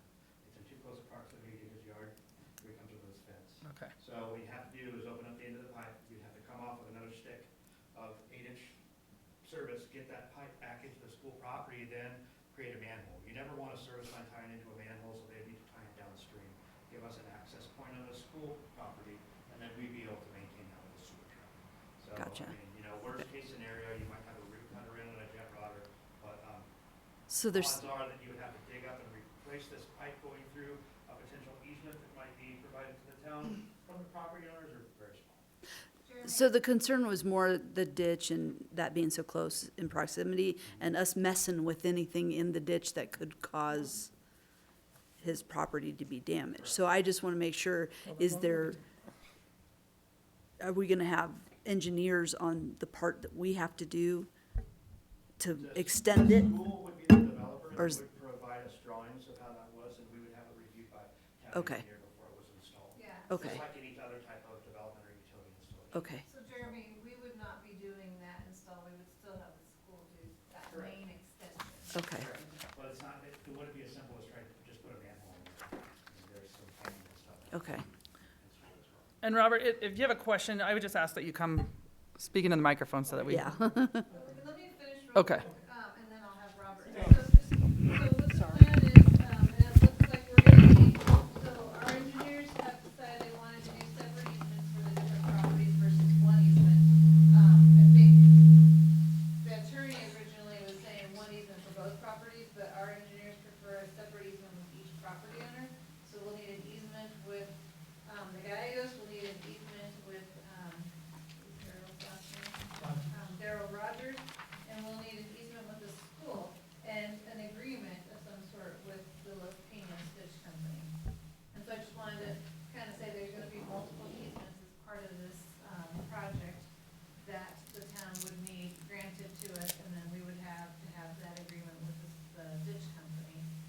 And then also the easements do get signed by the property owner, so I just wanna make sure if the board is good with us moving forward on this, ultimately, the property owners still have to sign the easement before we record it. So, there's that piece. Okay. So Jeremy and Nicole got to where I wanted to get to. And like the town attorney said, I haven't seen anything in writing. I haven't seen anything in writing from the school or anyone else, you know. We're not opposed to offering the easement to the town of Bayfield, you know. I can speak for Darrell Rogers as of right now that we will consider doing that, provided we get documentation something in writing from somebody. We haven't seen anything in writing from anyone. Like Jeremy said, it's really close to the property line, so he made the statement I wanted to make, that we need to move it a little bit. And Nicole's right on the money as where it needs to be and how we're gonna work that. You know, I just wanna make sure that in the end, when we're all done with this, that if something happens, if the structure of the ditch breaks, or it gets jammed up by the school, who's gonna pay for this? And am I gonna be out, and Darryl Rogers gonna be out all the way to that manhole, cause that's where the two houses hook up. Who's gonna pay for that? Who's gonna fix that? Or are we gonna have to have months and months of no sewer line because nobody wants to pay? Well, correct me if I'm wrong, but when we have the 8-inch and we take the easement, that's us taking the responsibility for the sewer line. Is that correct? Can I? Yep. And so, yeah, if we give you guys the easement, it'll be from the manhole cover to here, that'll be the town of Bayfield. If anything happens upstream, who's gonna be responsible for that? And does the school have, the private school have insurance to cover something that's gonna affect all of us? Is that? When you say an upstream, are you talking about the ditch or are you talking about the sewer line? Because there's, okay. So we're responsible for the nine, Responsible for the main, Take this right. easement over, we would maintain that main in perpetuity. And then just like any homeowner, you're responsible for your own sewer line that goes to the main. So they would be the school responsible for their sewer line to the main. Okay, and then of course they have to have insurance to cover all that. Right, yeah. And if the ditch gives way for structural integrity, whatever, does that fall on the town of Bayfield, or does that stuff fall on Los Pinos ditch? It's, if the school is actually doing that extension, they're gonna engineer it, their contractors would be the ones to do that. So it would fall on them if something happened during that installation to extend the main. Okay, and then the town of Bayfield, it would be responsible to make sure that they hire, or they have licensed contractors to do that. So we don't license in Colorado contractors, but we do, our engineers review their engineers' plans to make sure that they meet our code requirements. Okay, and they do have to be licensed. Yes. So are you, is part of it what you're asking, is there some oversight, maybe an engineer's oversight? I mean, you know, that's a cost to the developer, but we just need to make sure I understand that. Yeah, I think that's what I'm trying to ask, is there some oversight to make sure it's done correctly? Sure. So we don't have to revisit this two or Yeah. three times. I hear you. And we do inspect, so once they do their contractor does an install based on their engineering plans that we've approved, then we do go out there and do the inspections to make sure they were done to plan as well. Gotcha, okay. And then so as homeowners, we're just now waiting for the town attorney and whoever else needs to get those documents proposing this is how we're gonna take it over. If the board wants us to continue to move forward on this, then we'll have our engineers draft up those documents and everybody will have a chance to look at them, and make sure that they meet all of our needs, before, and then, like I said, usually the owners would sign them, so in this case, we have that, 3 owners signing it, plus, we had 10 minutes ago, plus the. Sorry. The ditch company and whatever agreements that we need to come up with. Okay, it's just my concern, I haven't seen anything in writing. We haven't either. And so we're just deciding whether or not we want to even Okay. This is not how we. look at it. Yeah, it isn't. When we're gonna do an easement, there's nothing in the ground, we do the easement first, and then the construction happens. In this case, it's after the fact, so it's a little bit different than what we normally. And again, we wanna make sure that the board's willing to do it before we spend essentially the school's money to do the easements. Alright, I just wanted to be clear on it. Yeah.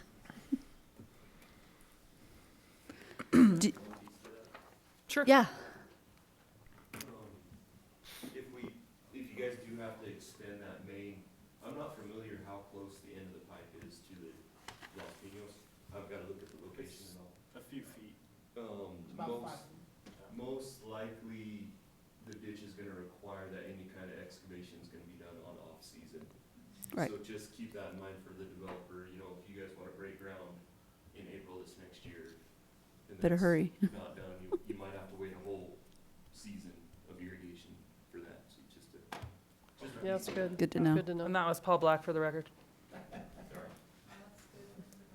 Yeah, Jeremiah Ackerman again.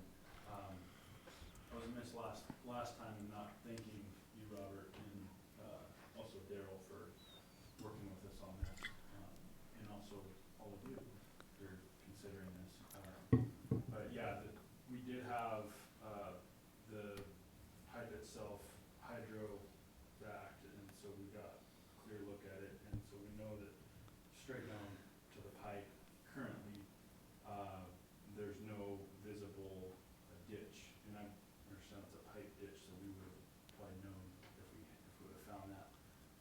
And we're happy to hydrovac that area again to make sure we don't cause any damage, you know, with a excavator or something to that effect. So we certainly don't want to cause any impacts on anybody with that either.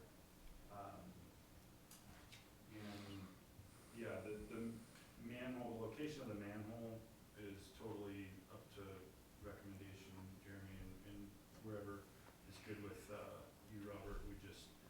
We're wanting to keep that length of pipe as short as possible, just for maintenance purposes and minimize the town's responsibility going forward. So the school would certainly maintain the service line, just like every line's maintained to the house by the homeowner, and everything upstream of that manhole in the outer court there doesn't impact the mains or the service lines of the homes there. The service lines connect from those homes downstream of that manhole. And so, to your point, Robert, the school, school's usage, even if we had a backup in our line or in that 8-inch line, it should not impact the homes down below. Any other? Thank you. Do you need a motion or do you need just direction on this? Well, I think Town Attorney Goldman made a good point. That's in principle. I think that, but we want to also make sure that the developer knows that there would be some acceptance later on, so that there's not spending a lot of money and then and you decide not to accept it. Right.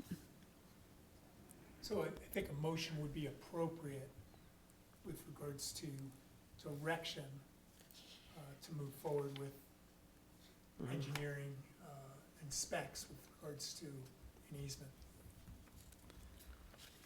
Yeah, I mean, I'm good with moving forward. The findings, I think, covered those questions. I don't know if there were any conditions that we need to add. I think it was covered in, I mean, I think that's all speculative stuff, so. I mean, Come back for a final decision from the board, then there may be some conditions. Okay. I did that, once we know more, again, our engineers are just getting out there to investigate, so we don't even know the whole story. Yep. Until we get that. I will say, I mean, on the deed easement language, I understand where the homeowners are coming from. There won't be protective language in a deed for an easement. So that, I was going to raise that question. I understand where you're coming from as a homeowner, but from an easement, standard deed language doesn't cover you from an insurance stance. So I don't want to add fuel to this, but is there a secondary option in case we can't all agree to terms? Because I'm a little hesitant, because once the deed language comes, we're completely hinging on 2 homeowners, not just one, for this easement language agreement. So that's the first step. If we can't breach that, then what is the secondary option? I will say, our engineers, I mean, they've done a few easements for us, they're gonna use standard easement language, for this, cause I mean, it's existing, so that's just the unique part of it, but just how we maintain all our other mains is how we're going to do this. I don't think we're doing anything special beyond that, so it's gonna be our standard easement language, and part of what they're doing is the survey work to create those easements. So we do have an ordinance that that controls our wastewater and sewer easement. So I mean, yes, there's not necessarily specifics on that actual sewer main, that's what's managed by our ordinance.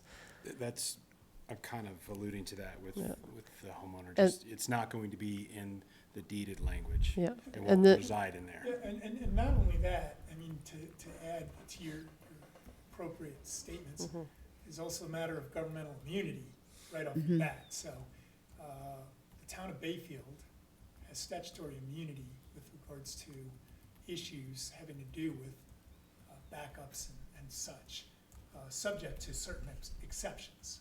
So, And all those matters are in play. And so the town does sign the amendment in our CRSA. We sign up for the sewer backup and water damage as well. So we do have that insurance. There's no requirement that we sign up for that insurance. So just so you're aware of that, we did have quite a few backups on East Court when I first got here, and the insurance provided that, replace carpet and drywall and things like that. So, something else that you may not be aware of that's in this budget that you just looked at.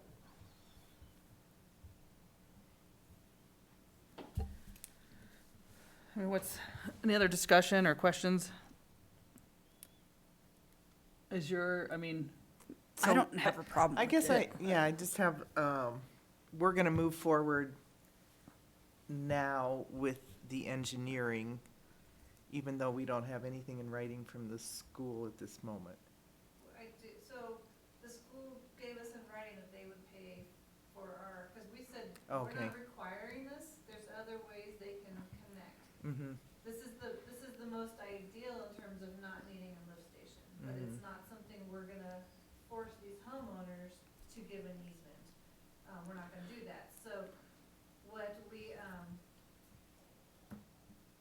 So you got them to. But what they're- But they said in the letter They're gonna they pay pay for for the it. engineering. told us how much it was gonna cost. Mm-hmm, I sent that to the school. mm-hmm.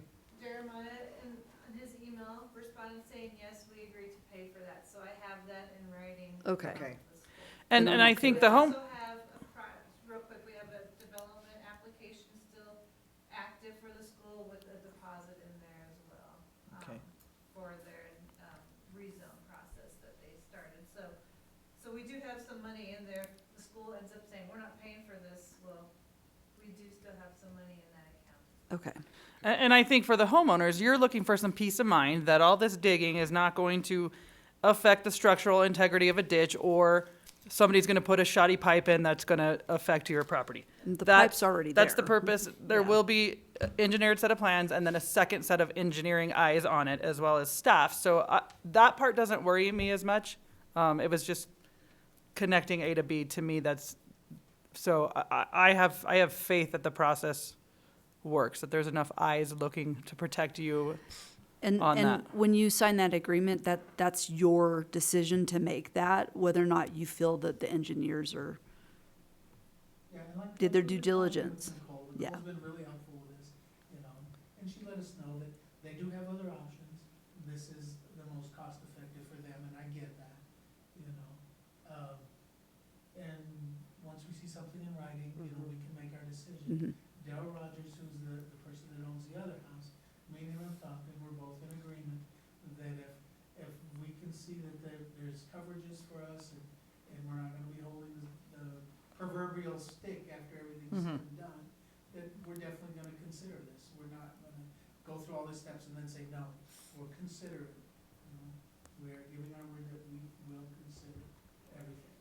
And it's based off what I've heard from the attorney today, what I've heard from Paul, and what I've heard from Nicole throughout this process. And Mr. Guy does have an attorney that I've talked to as well, and that's what she's requested, is they wanna see the easement language, but we don't have it yet. Right. Yeah, we need to, Right. move forward on And we this to need have the that. engineering, Yeah, for anybody nor to do that. review. Okay, I think we're beating a dead stick. Yeah, I know. It's late. It's late. No, we're getting through this. It's good. So,